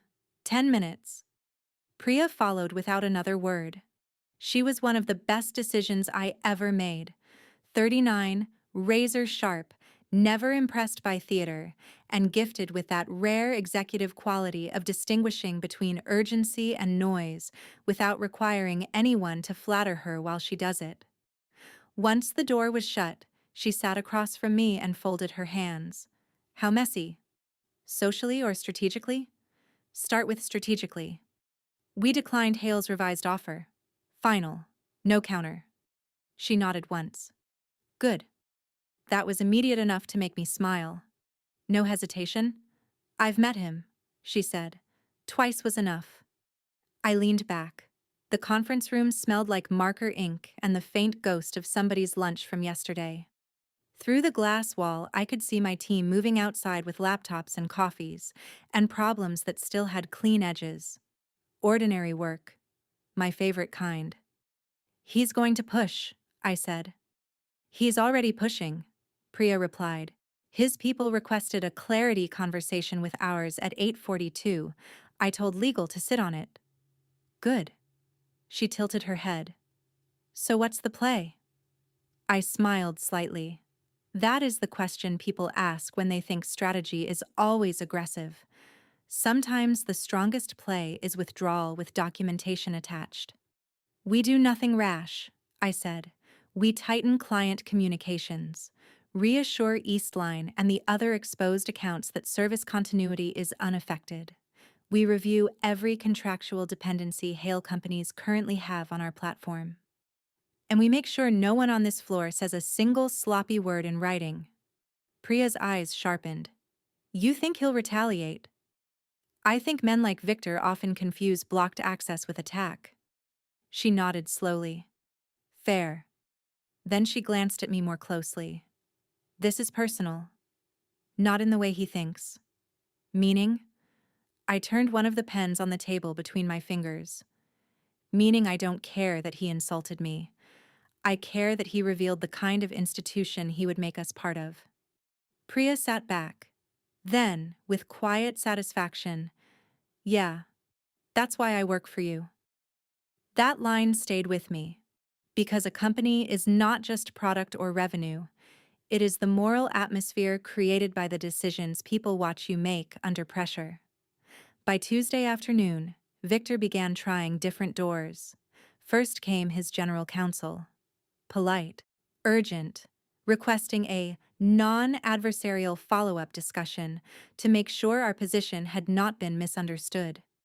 Then came an outside banker with a better suit and worse ethics, suggesting we might be leaving generational liquidity on the table due to temporary interpersonal static. Interpersonal static. I forwarded that phrase to Daniel with the message, I want to frame this as modern poetry. He replied, I want to bill them double for it. Then came the first real sign that Victor had stopped trying to persuade and started trying to pressure. Asteron's largest warehouse network client, North Harbor Transit, called an unscheduled review of our service-level resilience and governance continuity model. On the surface, it was normal. Clients do that. But the timing was too neat. And the questions were too specifically aligned with narratives Hale's team had probed before. Would founder concentration create risk in the event of strategic market stress? Had Asteron considered the benefits of integration with a larger infrastructure partner? Was the company exposed to capital constraints if acquisition paths narrowed? I sat in the conference room listening to the questions come through a speakerphone while rain moved in silver lines against the windows. Not panic, not anger, clarity. Victor wasn't just disappointed. He was signaling. He wanted us to understand that declining him might come with atmospheric cost. More questions, more scrutiny, more nervousness in rooms where calm used to come easily. Classic. I took the questions myself. My voice was steady. My hands were not, but not from fear. From the old adrenaline that comes when someone tries to move a structure under you and all your instincts sharpen at once. Asteron's governance resilience does not depend on transaction appetite, I said. Our balance sheet is strong, client retention remains above 96%, and our control architecture was built specifically to preserve independence under market pressure, not surrender it. One of North Harbor's executives asked, So you're not exploring strategic alternatives? I looked at Priya through the glass. She gave the smallest nod. We explore everything that respects the company's long-term stewardship, I said. We do not confuse interest from larger men with necessity. Silence on the line. Then a cough someone tried to mute. After the call ended, Priya said only one thing. That was mean. It was accurate. Yes, she said. That's why it was mean. By the end of the week, the pressure had escalated enough that Owen began to wobble. He appeared in my office late Thursday, tie loosened, hair a little wild, carrying the kind of fatigue founders start wearing like a second shirt once they've gone too long without certainty. This is getting bigger than a refusal, he said. It was always bigger than a refusal. He shut the door behind him. Eliana. I looked up from my laptop. He dragged a hand over his face. I'm with you on Victor. I am. But if he starts rattling clients, if bankers pick up the story, if this affects our next expansion round, it won't if we stay cleaner than he does. That's not always enough. I leaned back and studied him. Owen was brilliant, but he still had one weakness I never did. He wanted everyone in the room to be basically reasonable if given enough information. I lost that innocence around 24, somewhere between my third temp job and a utility shutoff notice I hid from Mara until I found a way to pay it. What are you asking? I said. He hesitated. That told me before he spoke. I'm asking whether we should revisit a structured partnership, he said. Not a sale. Just some kind of strategic arrangement that cools this down. I stared at him. The office felt suddenly smaller. Outside the glass, I could hear keyboards, laughter from the kitchen, the low, ordinary machinery of people doing work they trusted us to protect. Cooling it down, I said slowly, would mean rewarding his behavior. It would mean preserving leverage. No, I said. It would mean teaching him the exact lesson he already believes. That pressure works. Owen looked away. I'm tired, Eliana. There it was. The real sentence. Not greed, not cowardice, exhaustion. That softened me, but only partly. I know, I said. He sat down across from my desk without asking, which he only did when he forgot the office was now too formal for our original survival-era habits. I'm serious, he said. I know what this company means to you, but I'm tired of building around other people's ability to shake us. I was quiet for a moment. Then I asked, do you trust me? He blinked. Yes. Do you trust my reading of him? Yes. Then let me finish this. He exhaled slowly. What does finish mean? That was the question. And I had not yet told anyone the full answer. Because 3 days earlier, Daniel had sent me something buried in one of Hale Mercantile's draft integration schedules. A clause, small, ugly, deeply revealing. In the event of post-transaction governance disputes or reputational impairment tied to founder conduct, Hale reserved the right to reassign operational control of acquired compliance products to board-selected leadership without compensatory veto rights from legacy founders. Reputational impairment tied to founder conduct. In other words, if Victor decided later that I had become inconvenient or insufficiently pliable, the structure gave him a clean way to push me out of the company I built while claiming governance necessity. Legal weapon. There it was. Not hypothetical. Not emotional. Structural proof. I slid a copy of the clause across the desk to Owen. He read it once, then again. By the second time, the blood had gone out of his face. What the hell is this? This, I said, is what men like Victor mean by partnership when they think you've stopped reading. He looked sick. He would never get this past us. He tried. Owen stared at the page. Then, finally, very quietly. Okay. I said nothing. He rubbed his thumb over the margin like he could erase the language through friction alone. Okay, he said again, stronger this time. No deal. Now we were aligned. Good. Very good. Because once your own house is solid, traps become easier to set. And by then, I had decided exactly how Victor Hale was going to learn that trying to corner me through family, business, and social status all at once had been the most expensive miscalculation of his year. Not through a screaming match, not through gossip. Through exposure so clean he would have to stand inside it in front of witnesses who mattered. The opportunity came from Victor himself. That is usually how these things happen when arrogance has enough money behind it. Men like him do not stop when a door closes. They start looking for windows, service entrances, and anyone weak enough to unlatch something from the inside if offered the right title. 3 days after Owen read the clause and finally understood what I had understood from the beginning, Asteron received an invitation to the Northeast Freight Systems Summit in Manhattan. It was the sort of event trade media pretends is about innovation, and everyone inside the industry knows is really about hierarchy, access, and seeing who still gets invited into the right rooms after a bad quarter.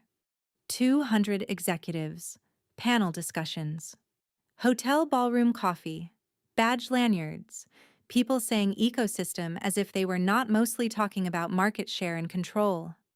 Victor was keynoting. He was also hosting a private investor dinner afterward for select operators, clients, analysts, and acquisition targets. Targets. Not partners, not peers. Targets. Our invitation came through a mutual banking contact, very polished, very neutral. It included me by name, Priya as COO, and Owen as co-founder and chief product officer. On the surface, nothing about it was strange. Asteron was big enough to belong there. Our presence made sense. Underneath, it was perfect. Because Victor assumed two things at once. First, that public business settings still favored him. Second, that enough pressure on enough fronts would eventually push me into a more practical posture. Men like him often misread composure as fatigue. They think quiet means the other person is getting worn down. I accepted within the hour. Priya walked into my office 10 minutes later holding the printed invitation and one eyebrow raised. We're really going? Yes. Owen knows? He will. And this is wise because? I stood from my desk and crossed to the window. The harbor outside was gray that morning, all steel water and low cloud. Tugboats moved slowly in the distance. Inside, the office smelled like coffee, rain-damp coats, and the clean, warm scent of printer paper. Because Victor thinks he's still directing the stage, I said. Priya came farther in and shut the door behind her. You want the room? Yes. She glanced down at the invitation again. What's the play? I turned back toward her. We let him perform confidence in public. We let him assume we're there to absorb the weather. And then, if he gives me exactly what I think he's going to give me, we remove the floor under the version of the story he's trying to build. Priya smiled slowly. That's vicious. No, I said. It's documented. That made her laugh. Owen took more convincing. Not because he wanted Victor's deal anymore. That phase ended the moment he read the control clause. But because public conflict unnerved him in ways private language never did. He liked code, architecture, problem sets with edge conditions. He did not like rooms where powerful men smiled before trying to eat you with a dessert fork. This feels theatrical, he said when I told him. It won't be. It's a summit, Eliana. The whole thing is theater. Exactly, I said. Which means if he makes his move there, he'll do it in a language the room already recognizes as respectable. He stared at me from across the conference table. And your response? Will be more respectable. That shut him up. The week before the summit, I prepared the way I always do when something matters. Quietly. Precisely. Without announcing war to people who confuse confidence with invulnerability. Daniel reviewed every open communication thread with Hale Mercantile and created a neat chronology of their outreach after the wedding. Dates, times, language shifts, escalation points.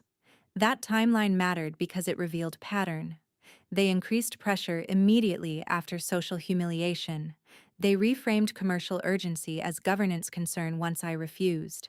They used intermediaries when direct access failed. None of it was illegal. That was not the point. The point was exposure of intent. Priya worked with client services to harden our continuity messaging. Every major customer got a calm, proactive update on product stability, roadmap commitments, and governance resilience. No mention of Victor. No mention of deals. Just clarity entering rooms before rumor could claim them. I handled the last part myself. Wardrobe. That sounds superficial until you have spent enough years in executive environments to understand that men read women before they hear us, and then punish us for knowing it. Presentation is not vanity in rooms like that. It is translation control. The morning of the summit, I stood in my dressing room while Boston rain tapped softly against the windows and chose an ivory silk blouse, black tailored trousers, a charcoal coat cut so cleanly it looked almost severe, and heels high enough to make men slightly uncomfortable about underestimating me from a seated position.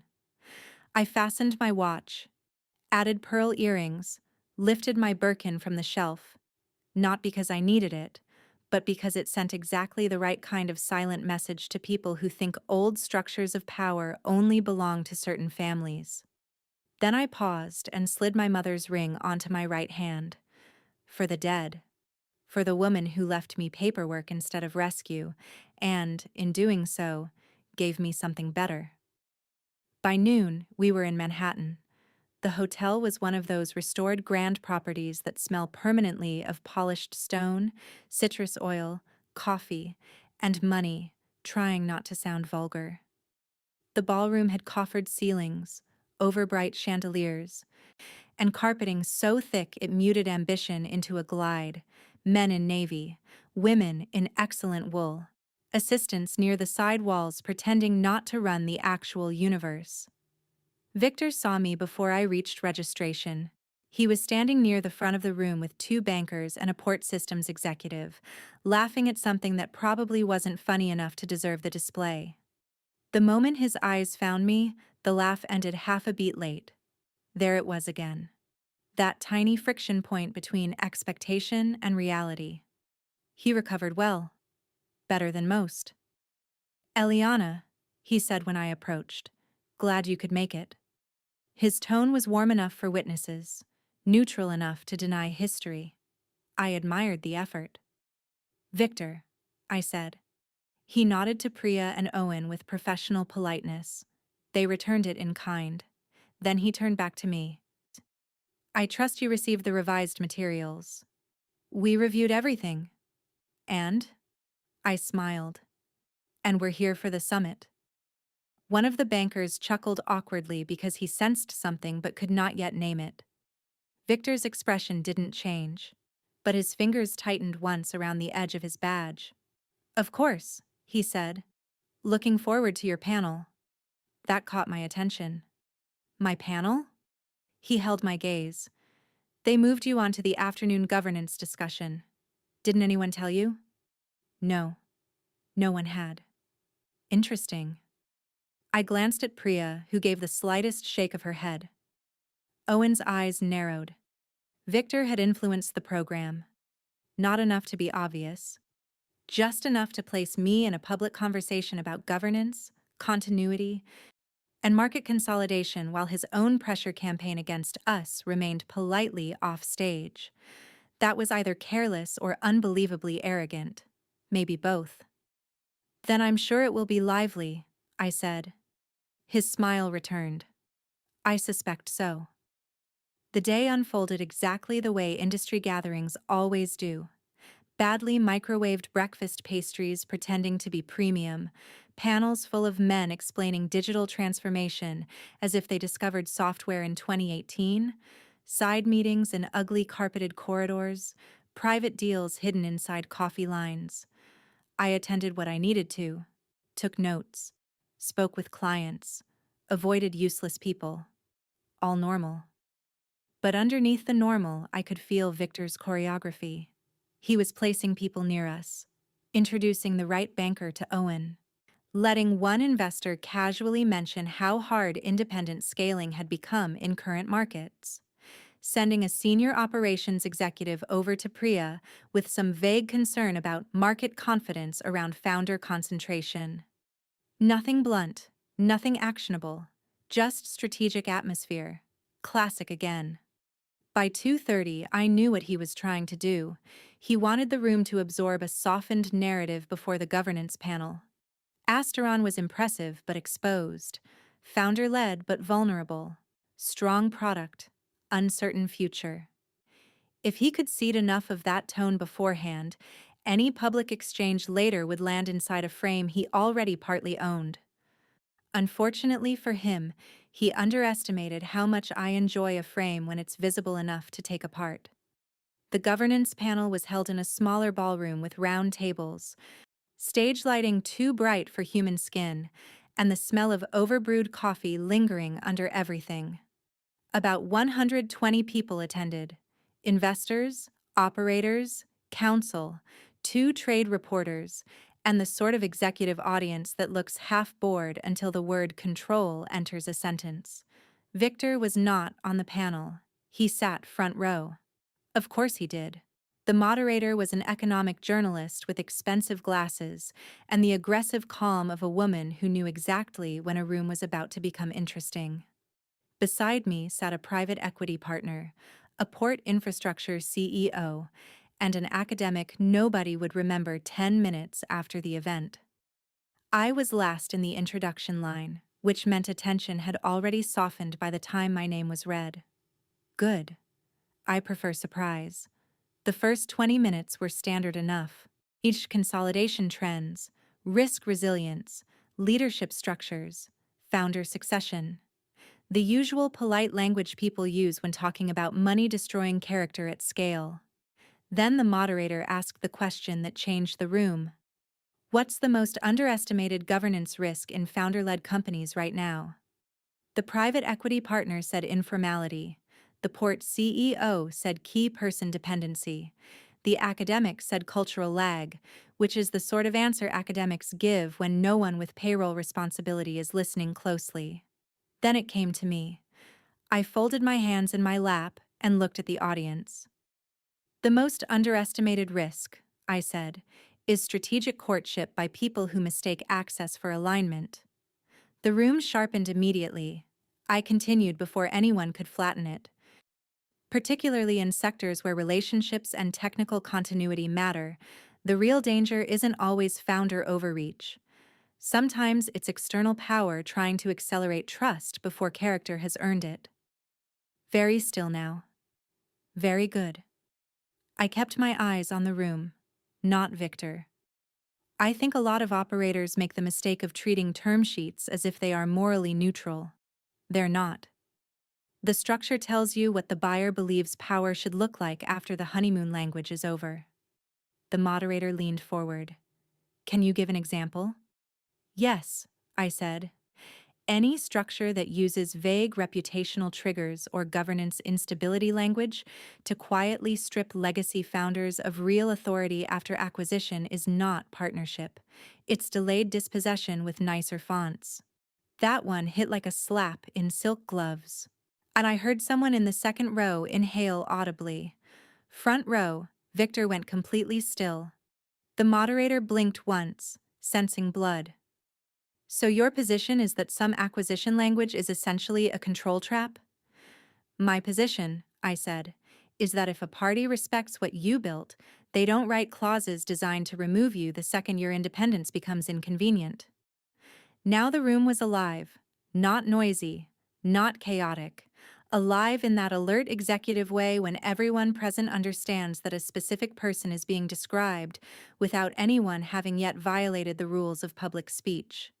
The moderator smiled, just slightly.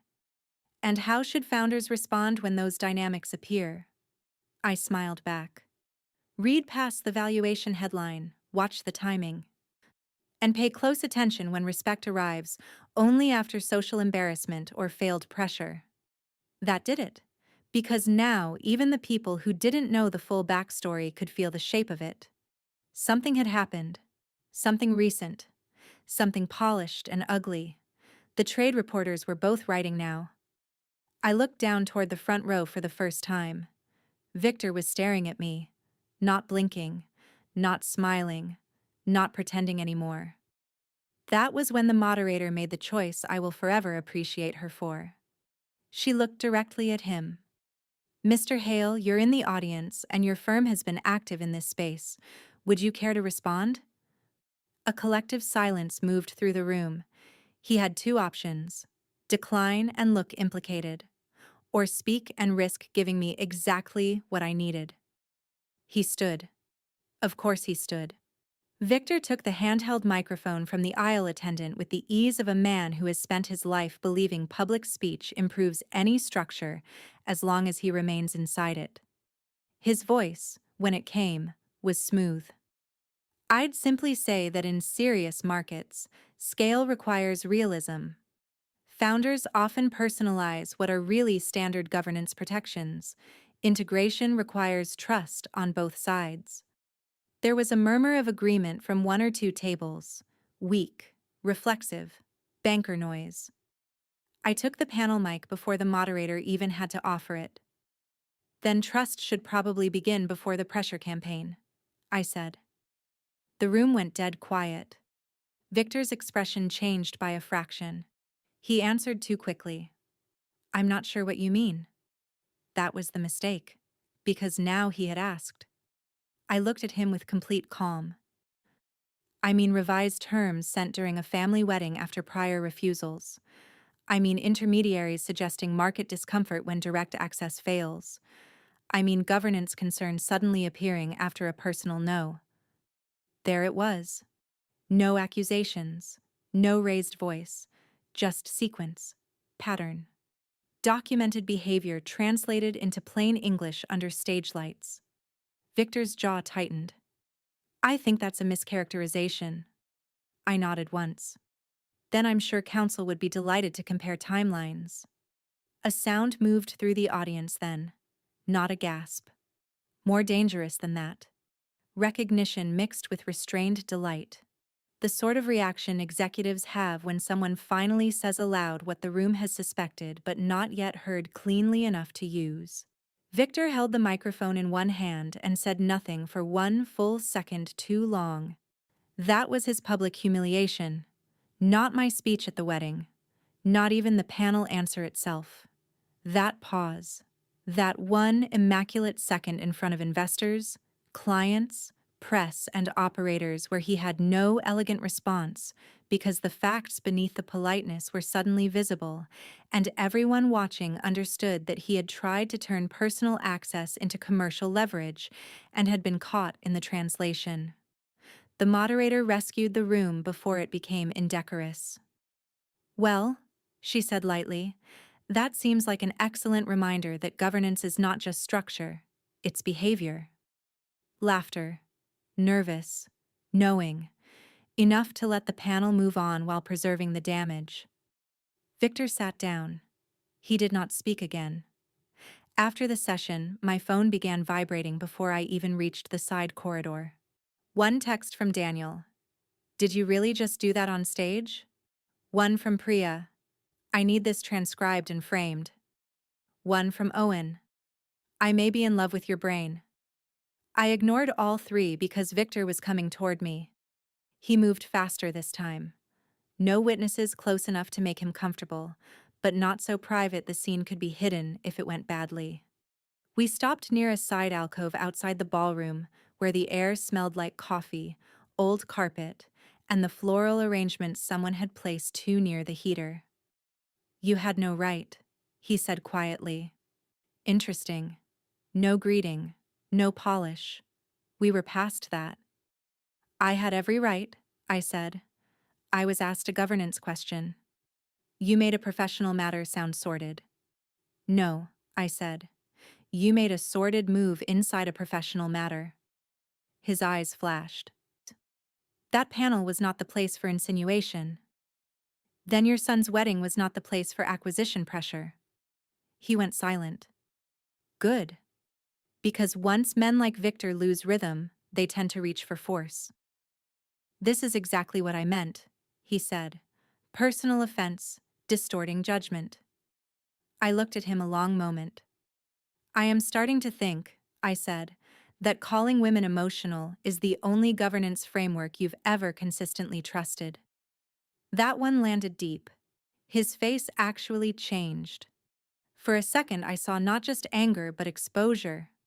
The sudden, unbearable possibility that maybe the women around him, his wife, his daughter-in-law now, every female executive he had ever categorized too quickly, had all understood him much earlier than he thought. He lowered his voice.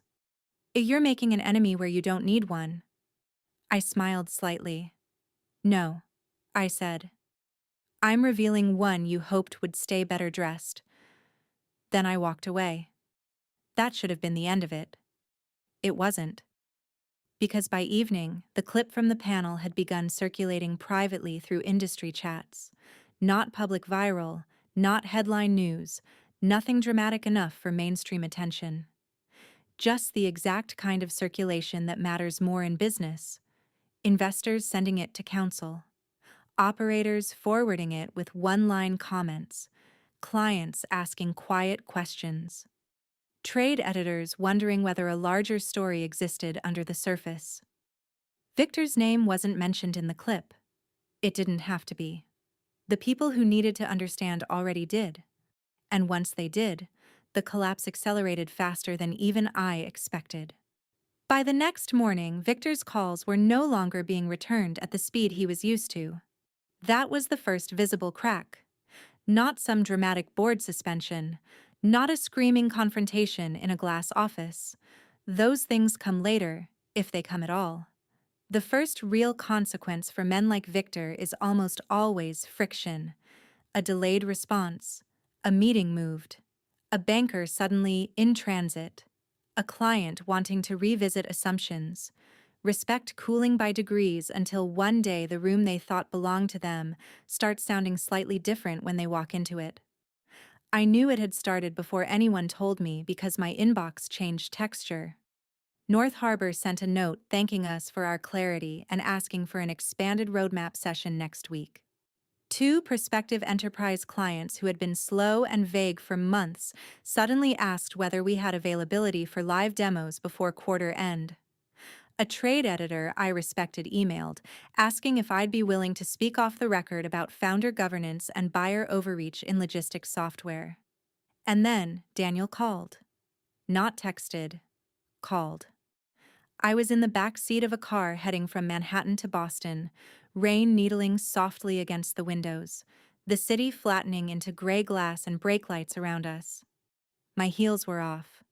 My laptop bag sat open beside me. Priya was asleep against the other window with her coat folded under her head, because unlike some executives, she had earned her exhaustion honestly. Tell me something useful, I said when I answered. I have 3 useful things, Daniel replied. First, Hale's outside banker called at 7:30 this morning to request an urgent alignment discussion. I declined.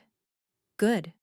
Second, Eastline Freight's general counsel wants a private review of our continuity protections and explicitly mentioned confidence in current leadership.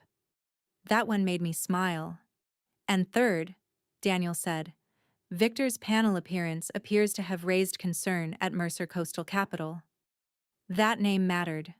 Mercer Coastal was not his company. It was the private family office vehicle tied to several of Hale Mercantile's larger financing layers and advisory placements. They didn't do theatrics. They did influence. Quiet, expensive influence. If they were concerned, Victor was no longer just managing embarrassment. He was managing internal doubt. What kind of concern? I asked. Enough to request a call summary from his bankers, apparently. I looked out at the rain and let that settle. Not triumph. Not relief. Recognition. This was how collapse begins when the people involved care more about reputation than truth. Not with explosions. With requests for clarification. Anything else?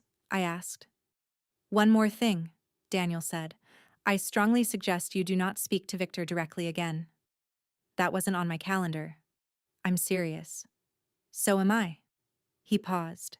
Then, in a tone almost warm for him, "Good." When I got back to Boston that night, I did what I always do after a day that matters too much. I restored order. I changed into soft clothes. I washed my face slowly. I put my earrings back in their box. I poured sparkling water over ice with a slice of lemon, though a real drink might have been more socially normal. Then I stood in my kitchen barefoot while the city burned pale gold through the windows and let the silence settle. No music, no television, just the refrigerator hum, the faint ticking of the hallway clock, and my own thoughts finally spreading out enough to be readable. I thought about my mother, about the letter, the deed, the administrative kind of love she left behind because she knew she wouldn't get time for speeches. I thought about Mara at 13. Asleep in the room across our apartment hall with textbooks open on her chest because she had tried so hard to be easy to raise. I thought about Victor, first at the club, then at the venue walkthrough, then in the sitting room at the wedding with that offended shock men get when they discover a woman's silence was never surrender, just discipline. And I thought, not for the first time, that the people who do the most damage often genuinely believe they are being practical. That was the part I had learned to stop negotiating with. Monday morning brought the next shift. Victor did not call me. He called Owen. Of course he did. Owen walked into my office at 8:12 carrying his phone like it had become distasteful to touch. He left a voicemail, he said. "Play it." Owen blinked. "Just like that?" "Yes." He shut the door and set the phone on my desk, then hit speaker. Victor's voice filled the office. Calm, smooth, restrained. The polished version of damage control. "Owen, it's Victor Hale.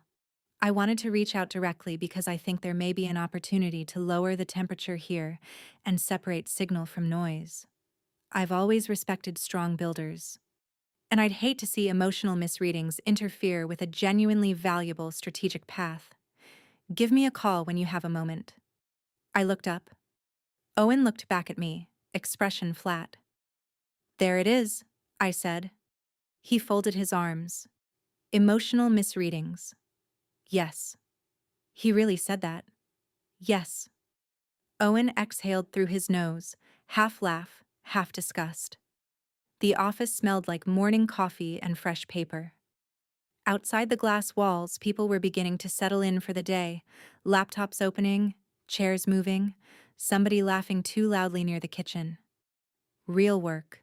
Living work.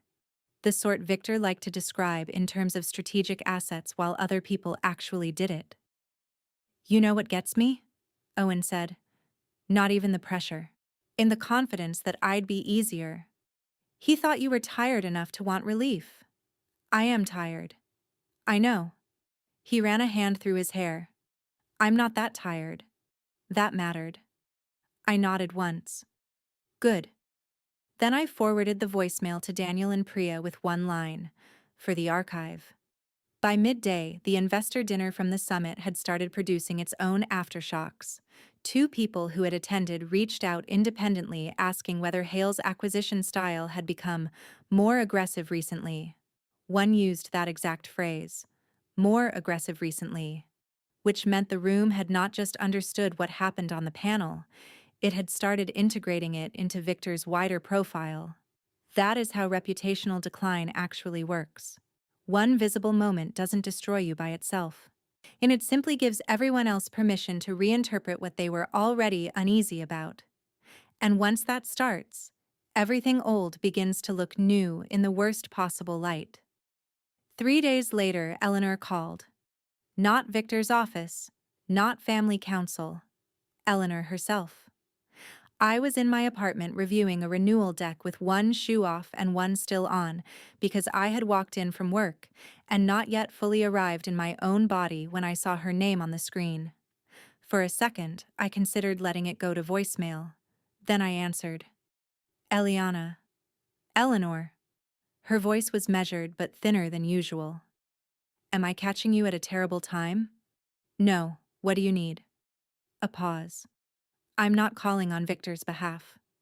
I assume that. Another pause, this one edged with something almost like embarrassment. I wanted to tell you that what happened at the summit has escalated matters. I sat down slowly on the arm of the sofa. In what way? Several board members have requested a review of external communication strategy.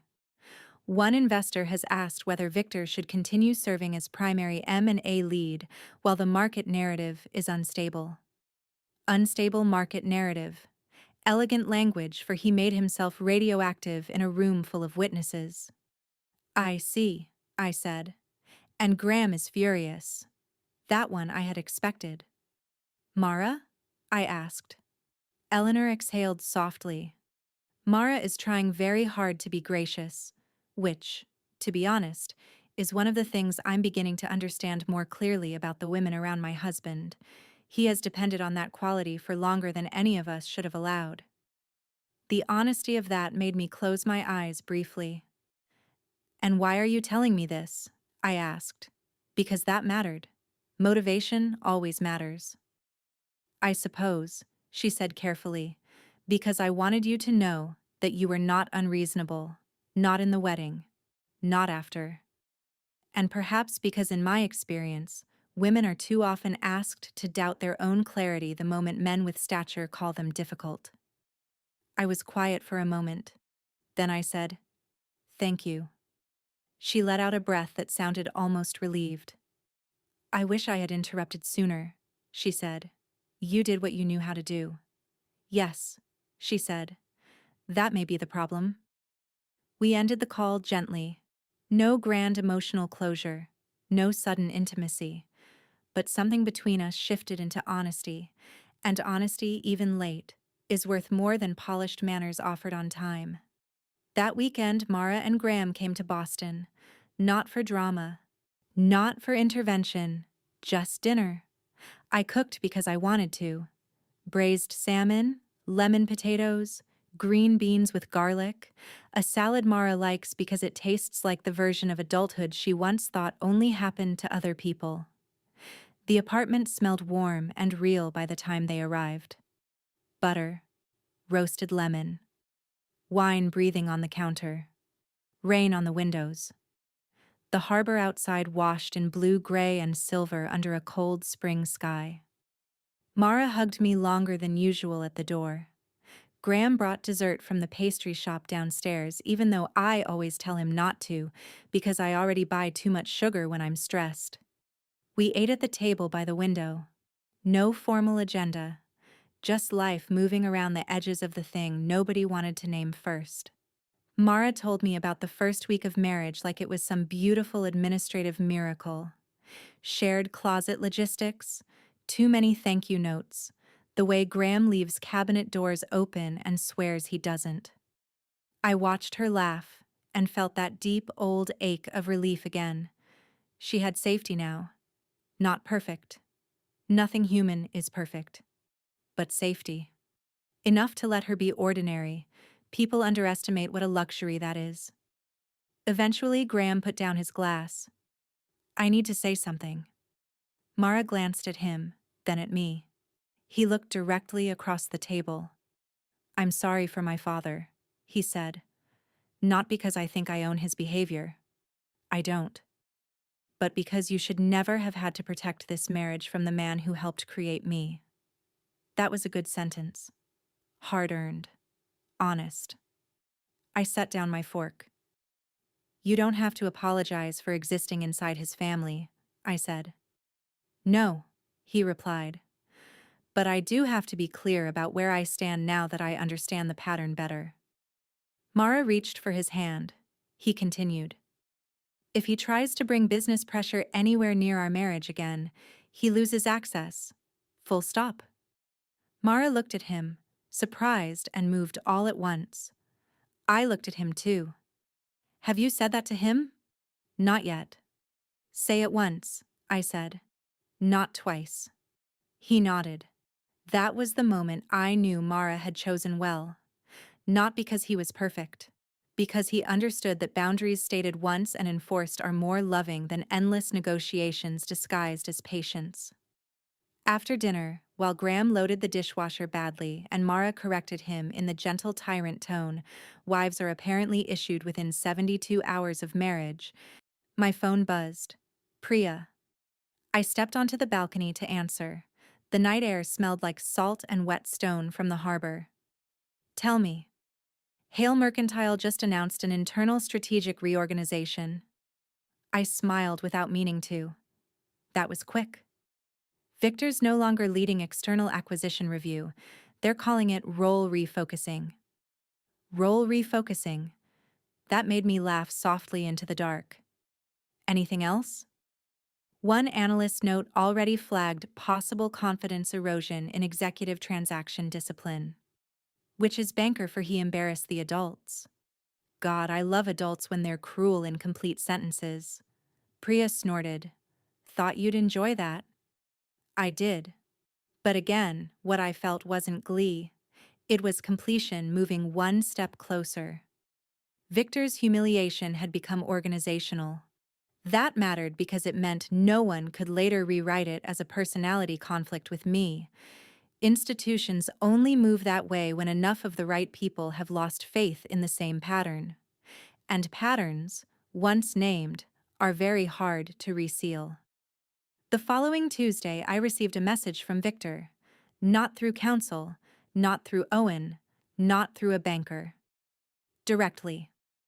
I would appreciate 30 minutes. No business, no pressure. I owe you a proper apology. I read it in the back of a car on the way to Logan and stared at the screen while terminal lights moved past the window in white strips. For a second, just one, I considered ignoring it. Then I considered saying yes. Not because he deserved access, and because I wondered whether there was any value in hearing what a man sounds like after the room finally stops pretending he is right by default. In the end, I declined with one sentence. I believe the clearest apologies are the ones that don't require labor from the person already harmed. Daniel called it devastating when I forwarded it to him. Priya called it art. Owen asked if he could start quoting me in investor decks. By then, the collapse inside Victor's world had moved past me entirely. Hale Mercantile lost a mid-market acquisition they had been courting for months. A shipping tech founder I knew socially told me over lunch that her board no longer trusted Victor's process. Another investor said, very carefully, that the family office would prefer less personality risk attached to transactional outreach for a while.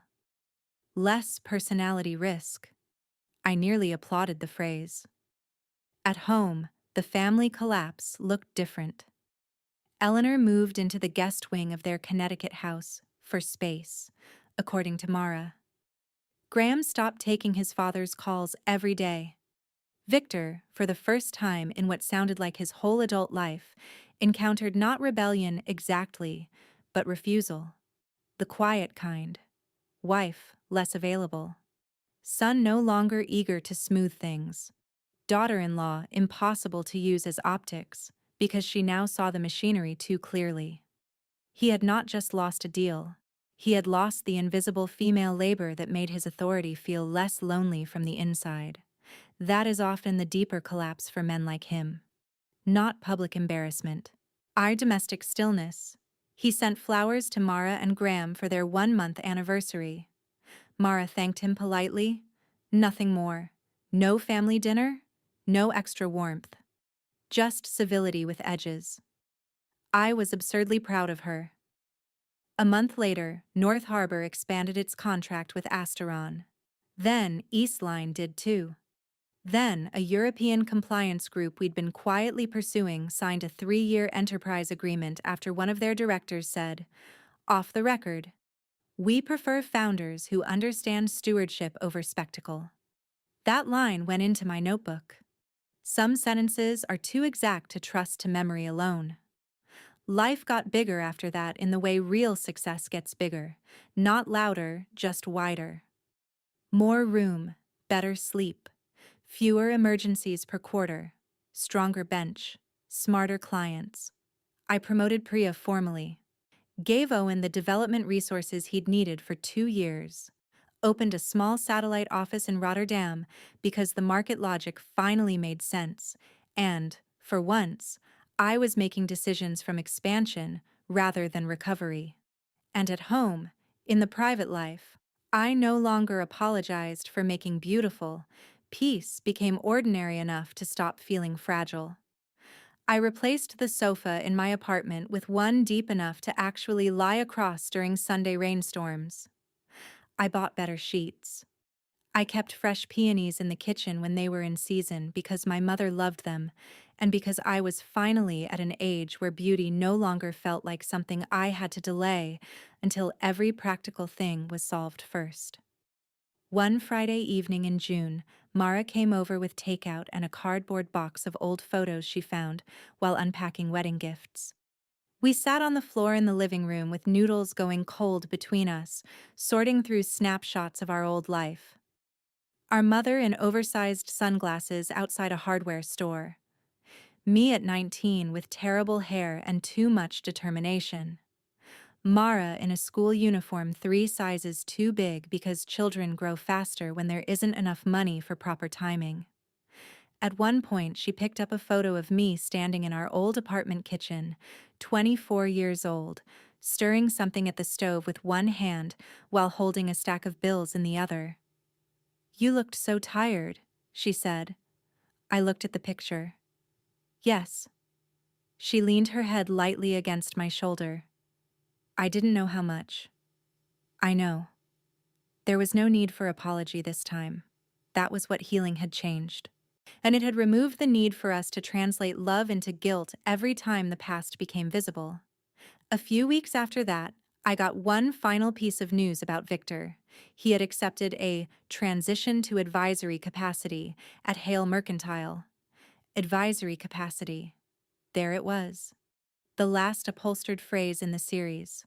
No longer leading, no longer front-facing.